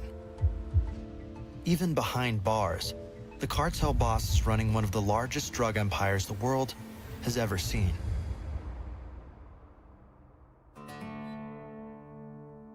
To a man like Escobar, image is everything. Even in the prison, Escobar constantly fusses over his appearance and hygiene. He grooms himself extensively, brushes his teeth for 45 minutes. And because of his large belly, he measures his weight every morning. Each day of Pablo Escobar's life is a roller coaster, and today is no different. 11 a.m. As he makes his way to breakfast, Escobar passes a wanted poster of himself and high-rank cartel members pinned to the wall. It hangs there like a trophy in a brown wooden frame. He's fully embraced his role as a villain, with a collection of every wanted poster ever issued against him shown off with pride. His kitchen and living room are brand new, fitted with pristine marble, shiny appliances, and elegant ornaments. But he won't be eating here. Escobar rarely eats alone. At La Catedral, he's always surrounded by his closest allies. Escobar is on his way to another part of the prison. As he walks, he passes the rooms of his top lieutenants and sicarios. Like his bosses, their rooms are lavishly furnished. At the center of one of the rooms stands a big circular bed. Where most rooms would have a crucifix, a massive black and white portrait of Escobar hangs, just to remind his goons that he's always watching. It's not hard to see why the Colombian government was so eager to keep the prison and its details hidden from the public. Back inside, the boss starts his day. Today, Escobar will be eating with his lieutenants inside of his giant casino. This room, nearly 500 square meters, is where the narco spends most of his time. As he sits down, Escobar is brought his usual breakfast. His private chef cooks a traditional Colombian plate of rice, eggs, roast beef, fried plantain, arepa, beet salad, and couples it with a glass of milk. It might be hard to imagine, but we're miles away from civilization, up a rugged jungle mountainside. And yet, here, Escobar has commissioned an industrial-grade setup, fit for even the finest restaurant. It's fully stocked with multiple fridges and cooking areas. Just a single one of these fridges could cost upwards of $5,000. The entire kitchen alone set the boss back nearly $75,000. Right now, the chefs and staff are prepared for a typical occurrence in the million-dollar prison. But tonight, something's different. Two guests are set to arrive at 5 p.m., whose presence will make international news. 1 p.m. Escobar finishes his meal. Even though he's behind bars for countless crimes, his transnational drug empire still runs like clockwork. Escobar stands up and heads to the office. It's probably a good moment to mention just how Pablo Escobar ended up behind bars. By the 1970s and 1980s, Medellin, Colombia, had become the epicenter of the worldwide cocaine trade. Drugs were flowing out, and an unimaginable amount of money was flowing in. But gangs, organizations, and drug lords were split. Escobar, being the sharp drug lord that he was, saw this as an opportunity. He used his charm and power to unite all of these different groups under his banner. With internal divisions settled, the Medellin cartel was able to rake in billions of dollars a year. But all of this came at a cost. A deadly cost. Back in his gilded cage, Escobar takes a pause before heading into the office. He has a telescope mounted right outside, pointed at his family's home down the mountain. Escobar bought this house near the prison to keep a close watch on his family and make visits more convenient. His wife, Maria, whom he married when he was 26 and she was 15, lived there with their 2 children, Sebastian and Manuela. The decision to place the prison was strategic, offering more than just an incredible view. He had spent endless hours as a child roaming these hills, meaning he knows the area like the back of his hand. The elevation adds an extra layer of security, allowing him to monitor anyone approaching the prison in case he needs to make a quick getaway. As Escobar takes a look through the telescope, his henchman hands him a telephone. His daughter is on the line. She's staring back up at him through her own binoculars, talking to her dad. "When can I go to the dollhouse?" she asks. A life-size dollhouse sits a few feet away from her dad's room. Just one of the little details that makes this prison so strange. A little girl's dollhouse, though far from ordinary, in the same prison where, just beyond its walls, Escobar is about to issue some very dark orders. Escobar walks into his office and sits down. In front of him, a white Italian marble desk. Behind him, a matching bookshelf. His whole office, including black leather couches and beautifully adorned drapes, looks like it belongs in a 5-star hotel. But today, Escobar has little time to appreciate his surroundings. On his mind is only one thing: betrayal. As we mentioned earlier, the rise of Escobar's cartel came at a steep cost. Escobar had ordered the assassinations of countless people, including very popular political and business leaders. He was also responsible for terrorist attacks, including the downing of a commercial aircraft, killing hundreds. His huge criminal empire made him a target for both governments and criminals. This made him paranoid beyond belief. Escobar saw enemies in every corner, even where none existed. At his desk, Escobar picks up the phone and calls Fernando Galliano. He's furious. He had ordered all of the capos of the cartel to begin sending him $500,000 per week. Disobeying a direct order from Pablo Escobar is not something many people get away with. At least, not in one piece. Escobar and Galliano argue, and they both say a lot of things Galliano is going to regret. Finally, Escobar orders that he and his associates immediately come to the prison. He slams the phone down. 5 p.m. Outside the prison walls, a few cars make their way up the prison's entrance. Inside one of them are 2 of the world's most famous soccer players, René Higuita, the goalkeeper of the Colombian national team. Next to him, the legendary Diego Maradona, the pride of Argentina and soccer itself. They aren't just here for a friendly chat with Escobar. They're about to play a private match on one of the 2 state-of-the-art soccer pitches that sat behind the prison.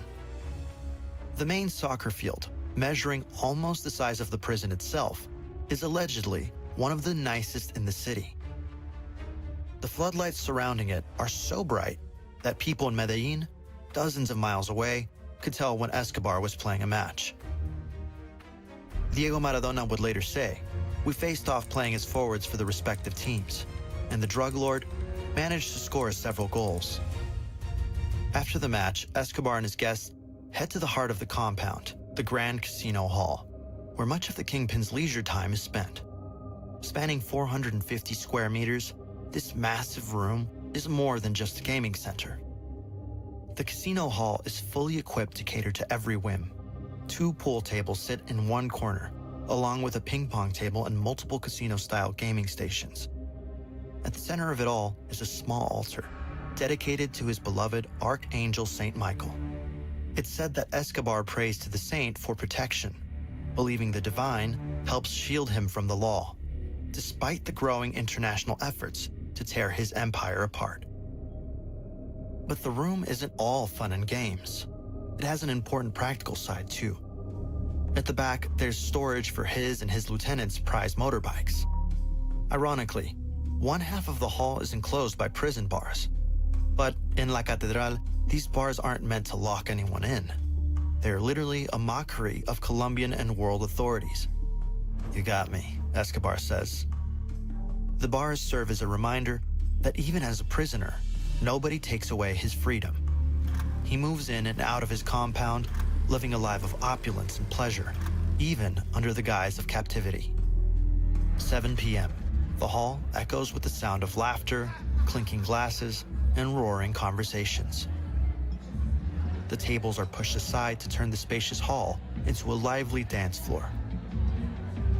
Music booms from the speakers, and the guests, a mix of sicarios, capos, soccer players, and Escobar's inner circle, mingle with the women as the festivities ramp up. The party is now in full swing. Escobar, famous for his love of a good time, indulges without restraint. Drinks flow freely, whiskey, rum, and champagne, and thick cigar smoke clouds the air. The narco kingpin moves through the crowd, at times taking center stage on the dance floor, at others sitting back and observing with his glass raised, a contented smile playing on his lips. But even amidst the luxury and excess, no one can ignore the tension in the air. Escobar is a man who lives on the edge, and everyone knew that his mood could shift in an instant. As the hours ticked by, the vibe of the evening slowly began to change. 10 p.m. Another set of cars appear at the compound's gates, their approach much quieter. As they pull in, one of Escobar's sicarios lets him know. The carefree mood of the evening drains from his face, replaced by something much darker. The music continues. The laughter still echoes through the hall, but Escobar's mind fills with unspeakable thoughts. The mask Pablo Escobar has worn for the past few hours is about to slip. He leaves the casino hall, accompanied by a small group of his most trusted men. The music and laughter fade behind them as they make their way toward a secluded part of the compound, the infamous torture chamber. Inside is Fernando Galeano. Earlier in the day, Escobar had summoned him, and now is the moment of reckoning. Galeano stood nervously. The room itself is a stark contrast to the luxury of the rest of the compound. Cold, bare walls surround them, and the dim lighting is like something out of a movie. This chamber is the last stop for anyone who crosses the drug kingpin. Escobar enters, his demeanor cold as ice. He wastes no time. With a steel gaze, he confronts Galeano about his refusal to pay the $500,000 weekly tribute. Galeano tries to plead his case. Little does he know, his fate was sealed the second he walked through the front door. Escobar's men overpower him. Nobody knows for sure what happens next, though horrifying rumors circulate. Only the outcome is certain. Galeano will not leave La Catedral alive. Escobar exits the room, and his guards carry out the execution. When it's done, the body is quickly disposed of. This isn't the first time Escobar has had to deal with betrayal in such a way. You don't make it to the top of a global drug empire by playing nice. He's made countless enemies along the way. El país debe conocer la realidad de ciertos poderosos capitales, los delitos que sus titulares cometieron para lograr formar sus fantásticas fortunas. And his paranoia has only grown over time. Galeano's fate is just one chapter in a long history of bloodshed and retribution. Escobar's paranoia isn't unfounded. He knows the enemies he's made outside are waiting. The political leaders he had assassinated, the rival cartels, the police forces across multiple countries. Every day he remains free, the target on his back grows larger. It was this very fear that drove him to turn himself in. This morning are calling the surrender of trafficker Pablo Escobar a major victory in the war on drugs. Locking himself away in La Catedral was in reality his safest option. Here, surrounded by his own men and fortress-like walls, he could continue his operations without constantly watching his back. As Escobar returns to the casino hall, the party hasn't missed a beat. The music is still blaring, the guests are dancing, and the atmosphere is as lively as ever. Escobar slips seamlessly back into the revelry, as if his hands aren't caked in blood. To the unknowing eye, it's just another night of excess. Yet, those closest to him know the truth. Betrayal is never tolerated, and the cost of defiance is always fatal.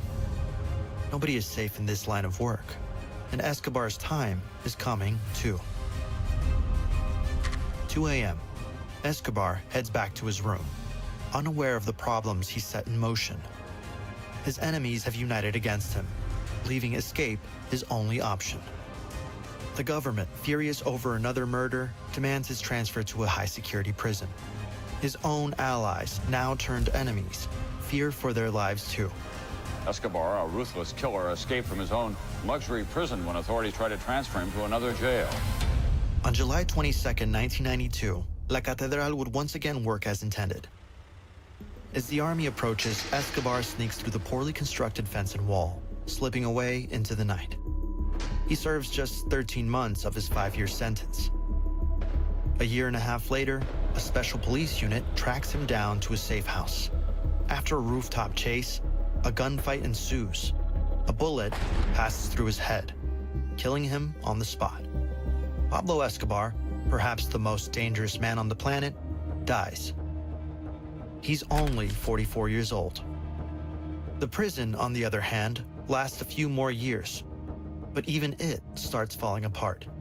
Tales of hidden treasure cause some to venture up the mountainside, sneak in, and begin looting the compound, dismantling it piece by piece.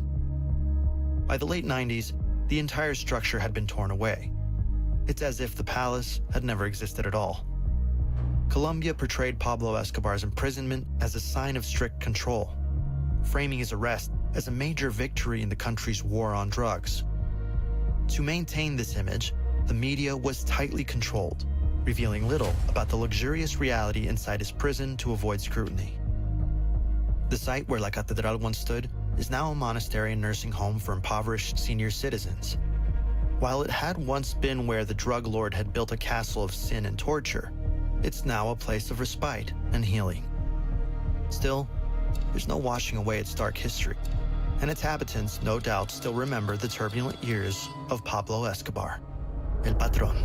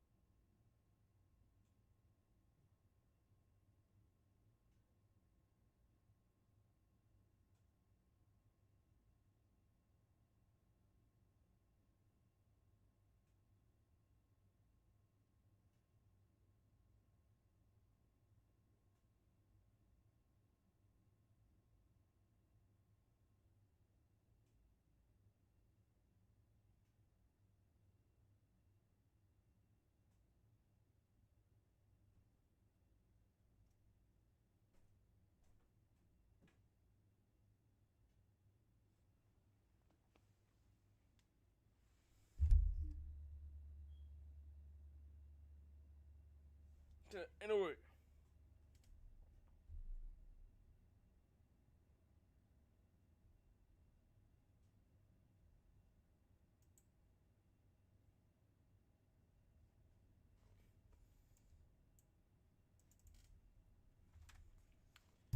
Anyway, I'm passed out and asleep in the chair, and y'all just in here. Ooh, my leg. Ooh, leg crap. I don't even know. I don't even know.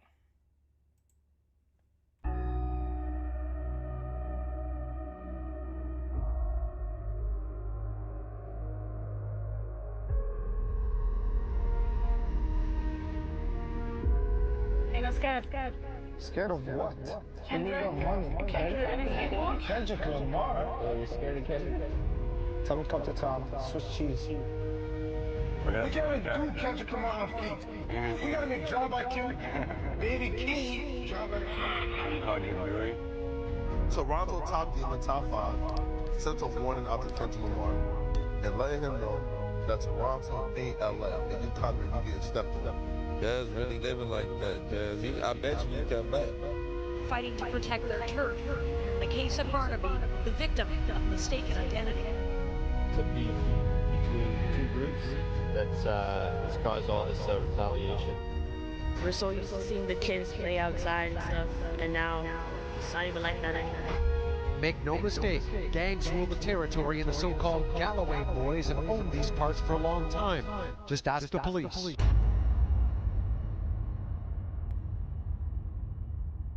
In today's age of hip-hop, your image is crucial, and most importantly, your first impression is everything. Like when a rapper is growing a fan base, he first must cultivate an image that validates his music, or else his music simply won't be taken seriously. However, that image isn't always a reflection of reality, especially back in the day. For example, this was Tupac at his rich suburban high school just 2 years before starting to rap. If you look at the statistics, they're staggering again, you know, and so I think they're scared because they're realizing that they goofed. Not to mention that the Migos grew up in an upper-class suburban family along with Lotto, Tyga, Lil Yachty, and basically every Atlanta rapper ever. My point is that because all these rappers came into fame with this fake image already cultivated, the fans bought into it and they avoided the corny wannabe perceptions. Basically, when your image is perfected and your first impression is on point, the fans want to believe you. However, when it comes to Drizzy Drake, he is the poster child for soft and pretending to be something he's not. The first reason is of course because he was famous in acting before he started rapping, but really this shouldn't matter at all, because Tupac was an actor before rapping as well, and nobody holds that against him. But I think the biggest difference and most important reason is that Drake is from Canada. No. We are polite, we are Canadians. Yes.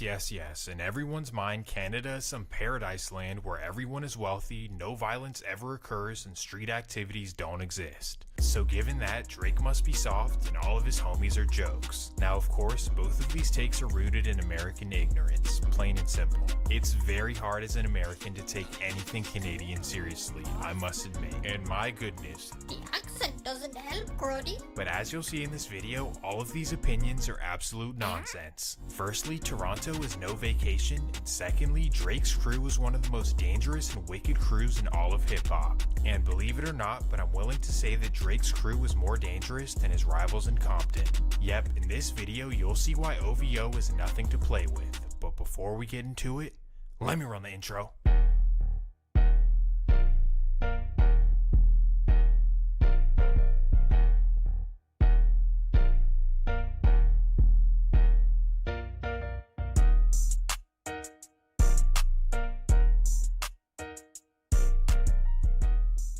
The story begins in 1984 when a Canadian English teacher named Sandy would meet a soul musician named Dennis from Memphis, Tennessee. The two would meet at a bar in Toronto where Dennis was performing, and it was basically kind of a random interaction.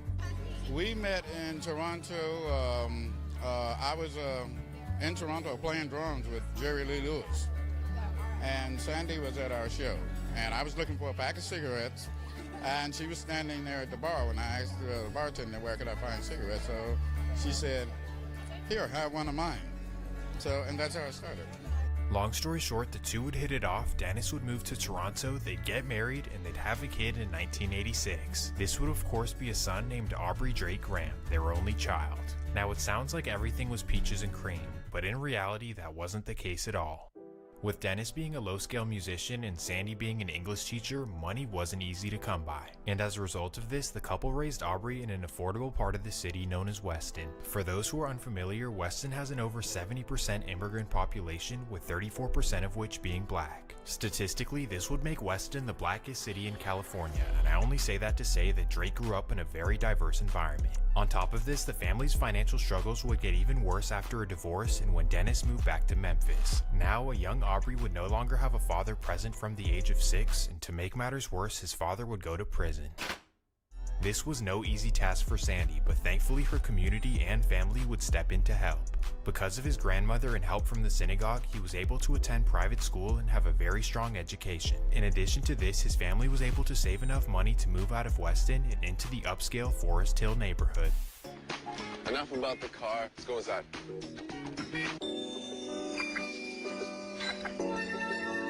Hey, Bubby. Yeah. Me and my grandma have a little thing where my mom doesn't let her eat chocolate, but my grandma slides me a little extra cheddar on the side, and I make sure she gets her daily chocolate dose. That's my grandson. Yeah, Aubrey's life was turning out pretty good, and on top of this, he would find his first passion in high school. Long story short, while acting in a school play, an agent would discover him and put him on. So at 15 years old, Aubrey would get a major role on the hit TV show Degrassi. One warning though, you stay away from my girl. Things were going great, but at 18 years old, he realized that acting wasn't his true passion and his heart was no longer in it. Deep down, he wanted to be a rapper. Oh, hell nah. Is what everyone around him was thinking. But after studying the likes of Jay-Z, The Clips, Mac Dre, and more, he was certain that he could make it happen. So every night he'd sneak into the studio on set and record songs all night long. At first it was definitely rough, but he was persistent and he kept getting better and better. Basically, he spent every single night in the studio to the point where it began affecting his performance in acting, and the directors knew that something was up. Well, long story short, he no longer cared about his acting career, as now music was destined to be his future. Without telling a soul, he was in the midst of creating a rap career under the simple name of Drake.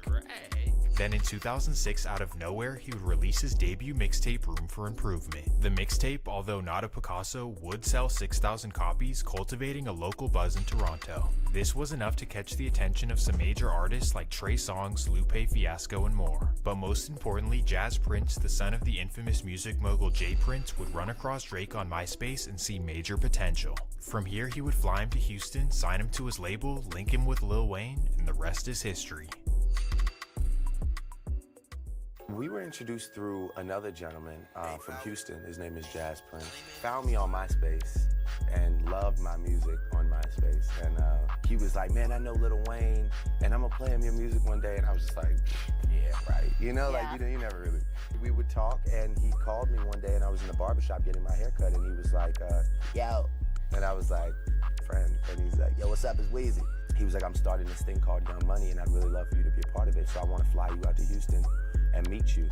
And he did just that the day after, and that formed our relationship. And I was like this quiet kid in the corner of the bus, you know? As we all know, over the next couple of years, Drake would become the biggest thing in hip-hop.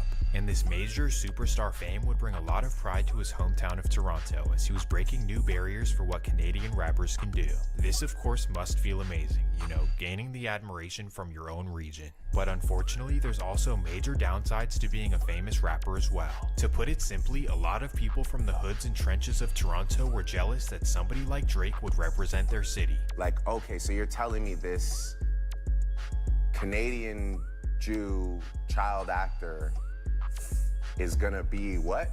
Is gonna be like someone that we say is in our top 5, top 10, whatever. It's like, it was a hard sell. Like, damn, the child actor from Forest Hill is gonna be the rapper who represents us and he's the one who made it? Nah, let's do something to him.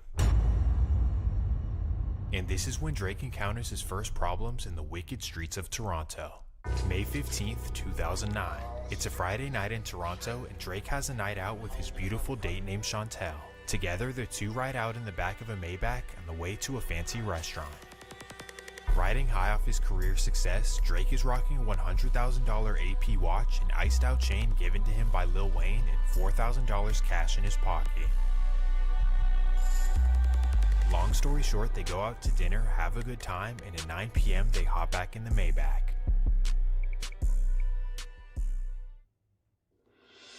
As they await the driver to take off, boom, a handgun is pressed against Drake's window. Oh shit, one man demands that Drake roll down his window while his friend stands in front of the car armed pointed at the driver.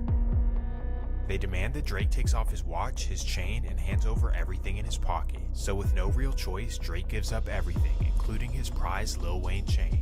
After he gives it all up, the men spring back to their car, not knowing that Toronto police were already alerted and are just around the corner. So as soon as the robbers take off in their car, Toronto police are right on their trail. Thankfully, they're able to corner them in up the street, and Drake gets everything back. While being the civilian that he is, Drake tells police exactly what happened, and the two guys are arrested. Now, does this make Drake a snitch? No. No? Okay, fine. Yes, it does, but who cares? What's most important is that he wasn't hurt, he got his stuff back, and he decided to move different for the rest of his career. He was understandably shaken up by the incident, as he would tell the New York Times that I feel unsafe in Toronto at all times. On top of this, he believed that this wasn't a random or isolated incident. He believed that he was set up by a gang. My chain was tucked the entire night and I had a big coat on covering my watch. They didn't ask for anything but those two items. On top of this, my date had an expensive purse and a bunch of jewelry, and they didn't ask for any of that. How the hell did they know I had a chain on and a nice watch? And most importantly, why didn't they ask for anybody else's stuff? Regardless of all that, getting robbed in your own city as the face of the city must not feel great. Not to mention that something like this could easily end a rap career. So Drake was understandably furious, and he was gonna make sure that this could never happen again. He knew that he desperately needed some muscle in Toronto. In the States, he had the protection of guys like J Prince and Birdman, and in Toronto, he needed that level of street power as well, or even more. So now we enter the chapter of Drake's very first Canadian gang ties. That introduces us to a man named Nacelle Beezer, also known as Chubbs, a native of Toronto's Scarborough district. Chubbs is a big dude, and in Scarborough, he had a reputation for being a bully in the streets. While Chubbs and Drake would meet through mutual friends very early in his career, but Drake honestly thought nothing of it. He heard that Chubbs was a respected member of a local gang, but why would he need to be around something like that? Well, then comes the scary robbery incident, and Drake now knew that having goons on his side might be a good idea. So after the incident, the first person that he called was Chubbs, and just like that, they locked in. This now meant that Drake had some serious firepower in the streets, and if you don't believe me, let me introduce you to Chubbs' gang. The Galloway Boys, also known as GUA, were founded in the 1990s in Toronto's Scarborough district. The Galloway Boys were mostly of Jamaican descent, but it was more so a matter of neighborhood versus ethnic background. They obviously claimed the Galloway neighborhood, but more specifically the various housing projects in the region. Well, at first, the crew was known for being hustlers, stacking millions through illicit imports, and moving weight throughout Canada. Essentially, they rose from dirt poverty as first-generation immigrants to the coolest guys in Toronto with Mercedes, Beamers, chains, and of course the women. And if you know anything about Toronto women, they're worth risking your life for, I promise you. Well, as far as operating money in the streets, things would go pretty smoothly for the Galloway Boys for the first decade. There were no rivals or really any competition in the neighborhood, so their only worry was ducking the feds. But then came the early 2000s, when they got cocky and started to expand a little too far into the wrong hood. Around the year 2001, the Galloway Boys got greedy and attempted to start moving weight in the infamous Orton Park housing projects. And these specific projects, well, they were already occupied by the infamous Orton Park gang. Clearly, GUA didn't take Orton seriously at all, and this resulted in their very first consequence of the Toronto streets. October 10th, 2002, 1:30 p.m. It's a regular day in the life of GUA's leader named Norris Allen as he's patrolling around GUA territory like any other day. But little does he know the Orton Boys are on a mission to send a message to stop coming to their hood. They want to cut the head off the snake. Well, at 1:40 p.m., Norris decides to hop in his car to head off and head out of the hood. But coincidentally, at this exact time, the Norris boys pull up and walk up right to his car. They look at him and without hesitation, they start blowing. This was a major blow to the streets of Toronto, but more importantly to the Galloway boys. Norris was their leader, and for Orton Park to eliminate him just like that was disrespectful in the worst way. So now G-Way, who had never been in beef before, had a major choice to make. We can either accept defeat and just own up to the fact that going into their territory is what caused this, or we can stand up to them and go for retaliation. And unfortunately, the Galloway boys would choose the latter. However, at first, they were simply not ready. These guys were hustlers, not steppers, and frankly, the whole gang didn't even own firearms. So step number one was getting some BAM machines. And in order to do this, they began hijacking shipments of BAMs coming across the Canadian border. And just like that, by 2003, Ontario police say that the Galloway boys had enough high-powered ammunition to take down a small army. Damn. This was serious, and they were destined to get revenge for their beloved leader. When I say they, I'm really talking about their new leader, Tyshawn Riley, who organized a group of dedicated steppers called the Throwbacks. Right away, G-Way's Throwbacks started stepping, eliminating Orton Park members left and right. Even the leader, Tyshawn himself, was stepping. He was dedicated to finding an op, and sadly, this would be his downfall. That takes us to March 11th, 2004. It's a regular day in G-Way's hood, and Tyshawn is driving up Nielsen Road, the same street where their former leader lost his life. Because of this, he's already angry and bloodthirsty, and as he approaches the red light of Finch Avenue, he looks into an SUV right next to him. For whatever reason, he believes that the men in the SUV are Orton Park members and that they're sliding through his territory. So without hesitation, he simply rolls his window down, and sadly, the rest is history. The passenger and driver are both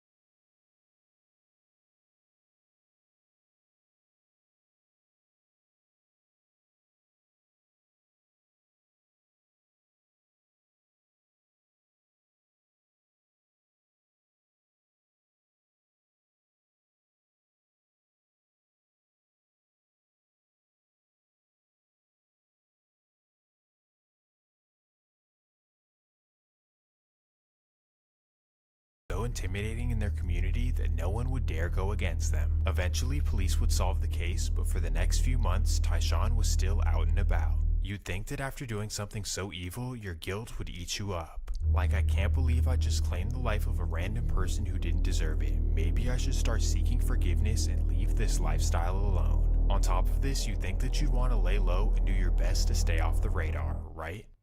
Well, nope, not for Tyshawn and G-Way, as even after this incident, they were still determined to target Orton Park rivals. So just a month later, Tyshawn himself would target the two that he believed claimed the life of Norris Allen. He would drive by himself into the Orton Park projects and simply just start letting it blow.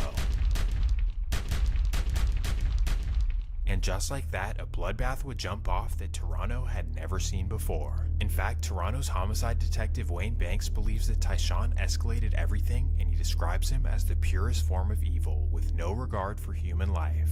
And yes, this is the exact sentiment that Scarborough natives would use to describe G-Way. Just a purely evil organization with no regard for anyone's lives. Well, thankfully, a month after this, Tyshawn would be arrested and sentenced to life in prison. However, regardless of his arrest, what he kicked off was simply unstoppable. His new generation of G-Way were ruthless, and unfortunately after this, it was body for body for body for body. Gunshots ring out in this quiet Scarborough neighborhood. Toronto paramedics say one man was found dead here at the scene, another transported to hospital. Those people that start shooting, they were just running.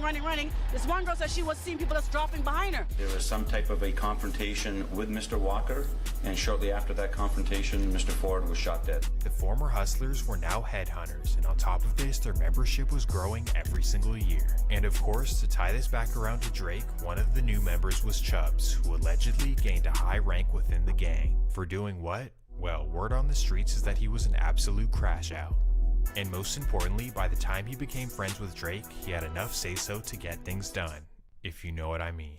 So this is who Drake began running with after he was robbed, and honestly, he was thrown into a middle of a gang war that he had no idea how to maneuver. So yes, having them on his side did make him more powerful, but it also made him a serious target. As you would imagine, Orton Park seeing the biggest rapper in the world hanging out with their ops must not be a good feeling. Like, oh, you want to take sides in our politics? Okay, well you're an op too. And to make matters worse, when Drake started hanging with G-Way was the exact time that their war sparked right back up. In fact, upon Drake's arrival happened to be G-Way's most wicked period ever. And the guys that Drake was hanging out with on a daily basis were simultaneously doing serious damage in the Toronto streets. These would be guys like Ramon Williams and Adham Kamis, G-Way members known for being absolute crash outs. Now we'll get back to them in a second, and you'll see why they're important, but for the meantime, let's focus back on Drake. We're now in 2011, and Drake's career is evolving from like a love song R&B singer-rapper to an attempted new image. An image of a rapper who should be taken seriously on the mic and also in the streets as well. I think it was an attempt to ditch the emotional soft rapper image to a more street-adjacent character. 2011, he kinda starts rapping crazy on the tracks, and at first, people were laughing at it, like, really? And if you can remember, it all peaked with his hit song headlines. Tuck my napkin in my shirt cause I'm just mobbing like that. You know good and well that you don't want a problem like that. You gon' make someone around me catch a body like that. No, don't do it. Please don't do it. Cause one of us goes in and we all go through it. And Drizzy got the money, so Drizzy gon' pay it. Those my brothers, I ain't even gotta say it. That's just something they know. The bold lyrics made everyone laugh, including me. Like, what a joke, this Canadian rapper talking about someone around him catching bodies? Come on. Even Charlemagne the God would clown him for this on the radio. Corny guy. Like, he's just a corny dude. In that new Headlines video, he looks extra corny. It's like, Drake, why are you thugging now? Why are you dressed all in black? Why you got on black gloves? Why you got a whole bunch of dudes around you dressed in black? And he has the most non-threatening looking goons I've ever seen in my life. Like seriously, like they look like a flash mob that's about to run up in H&M and take everything. Like none of them look like a threat. He has the most non-threatening looking goons I've ever seen in my life. None of them look like a threat. Little did he know, most of these goons in the video are certified G-Way members who literally were during this time out sliding in the streets of Toronto. The Toronto police say there's recently been a resurgence of the once notorious gang. And the young thugs who are running G-Way these days, just like their predecessors, are packing firearms and they're not afraid to use them. In particular, two of these would be the guys I mentioned earlier, Adham and Ramon, and these guys, well, you'll see. That takes us to September 4th, 2011. By this point, the G-Way vs. Orton Park beef has split up most of Toronto, basically causing two sides to the city. For most people, this would be really bad news, but for G-Way, they were happy because now they had more people to slide on. And on this day, Ramon happens to see somebody who they just started beefing with post their location at a local Domino's. So literally for no reason at all, Ramon and Adham hop in their car and go slide to the Domino's. At 5:30, they spin around the block to see if they're still there, and unfortunately they have no squabbling on their minds. Instead, at 5:45, they stop their car outside and they start absolutely dumping into the Domino's. Glass shatters everywhere and everyone jumps down to the ground to take cover. 3 men are injured in the incident, but thankfully they survive after being rushed to the hospital. Still though, this was an absolutely insane idea by the G-Way members to just start blowing at a Domino's. What in the world? These guys are the literal definition of crash outs, like there's no squabbling going on for G-Way. Well, either way, after doing this, you'd think that these guys would want to duck low and stay out of the way of Toronto police, you know, leave the street life alone for the meantime. But nope, just 2 months later, Ramon would crash out again. And that takes us to November 4th, 2011, 11 p.m. It's nighttime in Scarborough, and Ramon is trapping like any other night. In particular, he has a random customer named Daniel Fuller coming through to cop. And at 11:15, Daniel arrives, hops in Ramon's car, and they go through to discuss the deal. Somehow out of nowhere, the simple interaction turns into an argument where Ramon gets furious and belligerent with Daniel. And unfortunately, for no reason, Ramon whips out and starts unleashing. Daniel is rushed to the hospital where he thankfully survives, however, he is paralyzed for life. Sadly, this was yet another example of the senseless violence caused by the Galloway boys. But thankfully, Toronto police would put their best foot forward and arrest them for all of their crimes. Still though, the point is that while Drake and all his goons are being clowned for, you know, being soft and all that, they were actually in the field catching bodies and causing havoc. Oh, and believe me, it gets much worse. December 30th, 2011. It's 11 in the morning in Orton Park, and a young man is leaving his apartment on his way to the bus stop. This would be Dimitri Barnaby, a 24-year-old who has no gang affiliations whatsoever. He just so happens to live in Orton Park. Well, unfortunately, on this exact morning, G-Way members are rolling around Orton Park looking for rivals. And at 11:15, they happen to spot Dimitri leaving his building headed for the bus stop. For whatever reason, they assume that he's affiliated with the rivals, and they instantly target him. Sadly, 2 G-Way members hop out of an SUV and run him down. This was yet another case of mistaken identity at the hands of G-Way, a sick continuous trend from the evil crew. Unfortunately, over the next couple of years, it would only get worse and worse. You know, shooting after shooting after shooting after shooting. But then, thankfully, in 2014, Toronto police would take them down in a major way.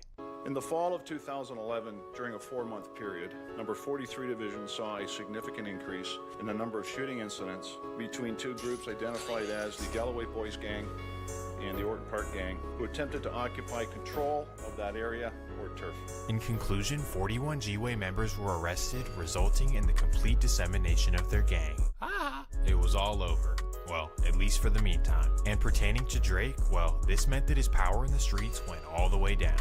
All of those G-Way members who he used to run with and would be in his music videos, well, all those guys were now locked in the feds. Actually, I shouldn't say all, because the one guy who was the closest to Drake somehow ducked the indictment.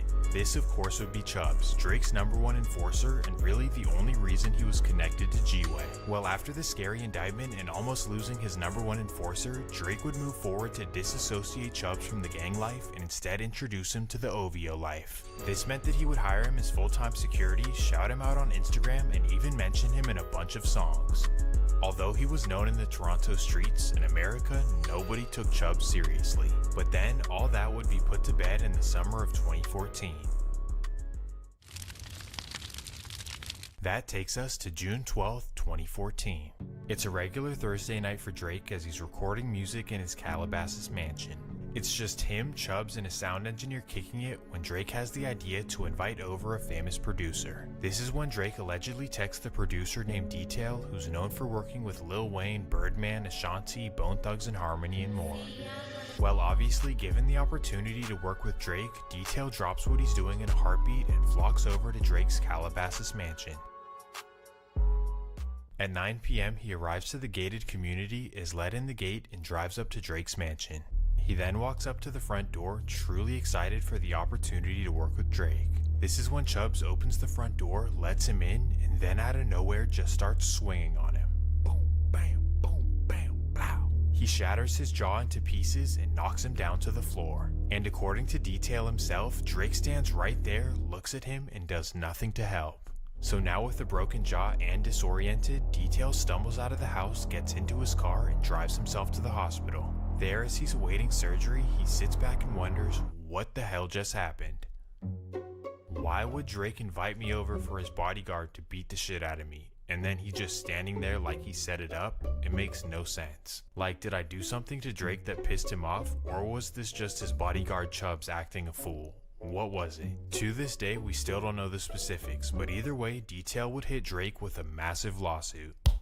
So yeah, this is how Chubb started to gain his reputation in the industry. A big old bully who does not play about his boss Drizzy Drake. So now you can see that Drake was kind of moving like the mafia. In LA or everywhere he went, he had Chubbs, and then when he goes to Houston, he's got mob ties, in Louisiana, he's got Birdman, and the list goes on. Basically, he was well protected with real street connections in the States, but in Toronto, it was a whole different story.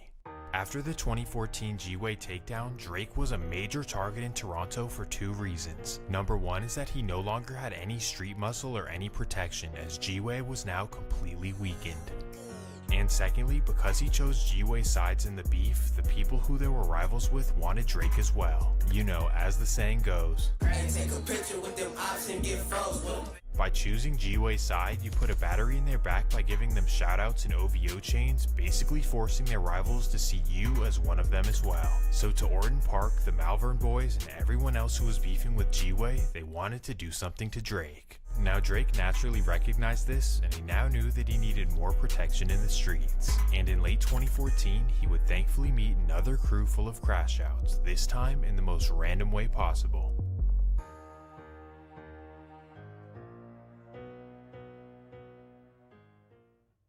It's the annual OVO Bounce tournament in Toronto where Drake organizes a team full of NBA players and friends to play against the best local talent. And on this day, star players like Brandon Jennings, Lou Williams, Tristan Thompson, and Jordan Clarkson are playing on Team OVO. Well, the atmosphere in the building is electric as the teams keep going back and forth despite the talent level difference. It even gets to a point where Brandon Jennings is cooking so hard that he takes his shirt off and throws it into the crowd. Then right after, the guy who's guarding him scores on him and takes his shirt off as well and throws it into the crowd. This would be a known local hooper in Toronto named Hassan Ali, and after doing this, the crowd would go absolutely nuts. Eventually, the OVO team full of NBA players wins, but either way, it was a legendary night. Just like that, Ali was a local sensation by the name of Shirt Off Shawty. Now to us, this all seems kinda corny, but Drake was so impressed that he actually went up to talk to him after the game. Yo, Brody, you were cooking out there on the court. Who are you? What's your name? Where are you from? Top 5 is ecstatic. The biggest rapper in the world is showing him attention, and he decides to seize the opportunity. He tells Drake that he's an upcoming rapper by the name of Top 5, and of course Drake is probably like, alright, I don't want to hear about that. Yet another struggling rapper trying to get me to put them on. I don't want to hear it. But little does Drake know, not only is Top 5 a struggle rapper and raw basketball player, but he's also a known stepper for a dangerous Toronto gang. This would be the Go Get 'Em Gang, also known as GGG, a wicked crew of crash outs that's upcoming in the streets. Basically, they claim 3 neighborhoods as their own: Jane, Lawrence Heights, and Driftwood, an area known as the Jungle. And for those who aren't familiar, this is pretty much the worst area of Toronto, known for all the blah, blah, blah. Well, once Drake learns of this, he starts watering at the mouth. Please get me in contact with Top 5, I need to talk to him. I heard he's a stepper and his gang is full of crash outs, please get me in contact with them. So just like that, Drake brings Top 5 into OVO and adopts him as one of his crew members. And immediately, he even shouts his hood out with a song called Jungle. So if you didn't know what that was about, now you do. I am Drake Shooter. You don't know Broski's in Drake's ball league, eh? He's the starting shooting guard, man. And on top of this, Drake would constantly shout out Top 5 on Instagram, completely elevating his status. Now obviously, adding Top 5 and GGG to OVO's arsenal did help their street muscle, but it also put them in the middle of a brutal gang war. And this would only add to the list of Toronto gangs who hate Drake by association. So yes, while it was more street muscle for Drake, it was also more ops added to the list. Yes, at this time, GGG were at it with the Falstaff Crips, a dangerous gang claiming 3 projects on Falstaff Avenue. As you'll see, this beef is wicked, and if you don't believe me, that takes us to GGG's very first skit. May of 2015. It's a regular day in the life of a Falstaff Crip member named Shamarky Wyatt, also known as Marky Bands. Marquis is known in Toronto for stepping on his rivals, particularly GGG, and stacking his money up. Basically, he's a rich crash out who allegedly did a lot of damage to GGG. So much damage that he figured that it would be best to leave Toronto and to lay low for the rest of time. And when I say leave Toronto, I don't mean going to a suburb or even a city in the vicinity. Instead, Marquis moved to the furthest possible place he could while staying in Canada. That takes us to the small town of Fort McMurray, one of the most northern and remote towns on Earth. 5 hours away from the nearest city, this town is not for the weak. On top of this, it has a subarctic climate, meaning long, blistering winters where the temperatures range from -20 to 5 degrees. A town where you won't see the sun for months on end, and doctors warn that if you stand outside for more than 30 seconds, you can get frostbite and hypothermia. So yeah, this is where Marquis bands moved, all in order to allegedly duck GGG. It would take over 28 hours of brutal driving from Toronto to reach him, so realistically, it's not realistic. However, GGG was serious about Get Back, so making this long trip was not out of the question. And on May 24th, 2015, a group of GGG members decide to make the trip. For 2 days, they stay on the road with nothing but revenge on their minds. The long trip through various provinces finally comes to an end on May 26th around 3 in the morning. And as soon as they arrive, they waste no time at all, as somehow they know exactly where Marquis Bands lives. Probably a female. So at 4 in the morning, after getting food from the gas station, they mask up, blick up, and head to his apartment. At 4:15, the members stop their car in front of his building, and 3 of them get out and walk up to his unit. They knock on his door hard and wake him up out of his sleep. Obviously, Marquis thinks it's some sort of emergency, so he goes to open up the door. And right there, that's when he's met with the masked up GGG members. Bam! This was truly Mission Impossible. In no way, shape, or form did Marquis Bands ever expect them to come that far to get him. GGG were proving to be a different breed, and this is who Drake was now running with. Thankfully though, just 2 weeks later on June 8th, GGG would be raided in Toronto, and what police would find would shock them. They found millions of dollars cash in their stash house, along with a whole lot of straps. And after running the ballistics on these weapons, police were able to tie the 4 GGG members to 4 separate deadly shootings between May 12th and May 26th. These dudes were wicked, and thankfully they were taken off the streets forever. But again, this is who Drake was publicly running with. You know, just reminding you of that. But either way, for Falstaff, this was their biggest loss, as Marquis was their top dog. So now, of course, they desperately wanted revenge on GGG. However, for the meantime, that was simply impossible. The 4 responsible members were now locked up, and Top 5, he was out in Calabasas with Drake. Basically, Falstaff had nobody left to target, as Top 5 was out with Drizzy Drake living his best life. Well, eventually, Falstaff would get frustrated and begin resulting to the worst possible revenge. At this point, GGG are full of themselves and they think that they're completely untouchable. I mean, in the streets they caught 4 consecutive bodies, and outside of it they're running with Drake, so obviously they feel like they're on top of the world. Oh, and not to mention that the members who didn't get indicted are pretty much all in LA living around Drake. So in their minds, they pretty much exited the beef with Falstaff. It's like, you can't reach us, and the members who did something, well, they're all in jail. Well, Falstaff was not okay with this, and basically they were like, come back to Toronto to beef, or we're gonna target somebody very close to you. And that introduces us to Top 5's little brother by the name of Saeed Ali, also known as Foolish. Unlike Top 5, Foolish was not interested in the streets at all. Instead, he was all about basketball. He was a great player in high school and college, and after graduating, he dedicated his time to making sure his youngest brother could make it to the league. Yes, Top 5 and Foolish's youngest brother was so good that he broke Canada's all-time high school record. Hoop dreams are coming true in Toronto after a high school basketball player hit rare air. Point guard Ahmed Ali led his team to victory this week, becoming just the 2nd Canadian player ever to score more than 100 points in a game. Ahmed Ali of the John Poliani CI Jaguars is joining me now in studio. Thanks for being here. Thank you for allowing me to be here. That was a night I can't forget. Was the adrenaline just pumping? Like, I was in the zone. Like, I don't... When my family was there too, and like the neighborhood, like I consider them family, and I don't know what to say. Like, I was out of words, and I seen them cheering every shot I was hitting. So yeah, Foolish was dedicating his time to helping his little brother, and this was his excuse to not be in the streets or involved with GGG at all. But sadly, after Top 5 and the GGG members would leave Toronto, Foolish would become the next biggest target. July 30th, 2017. It's a quiet Sunday night as Foolish is walking to his local market like any other night. He walks to the market, buys a bag full of groceries, and then turns around and begins walking home. Little does he know, at this exact time, Falstaff members are spinning the block. Then at 11 p.m. as he's approaching Dufferin Street, a car pulls right beside him. They roll their window down, they begin yelling at the man, and then when they see him turn around, they realize exactly who it is. Oh my goodness, it's Top 5's little brother. So sadly, without hesitation, they begin blowing.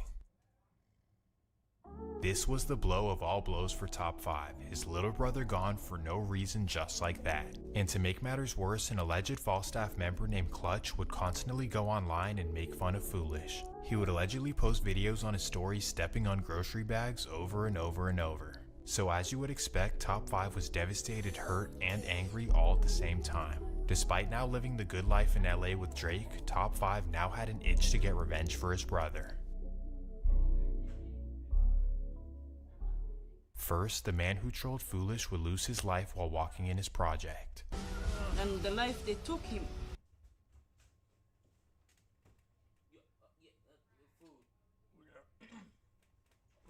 I've been sleeping. I was sleeping like twice. Alright guys, watch him in there, gang. I'm out. I fell asleep like twice.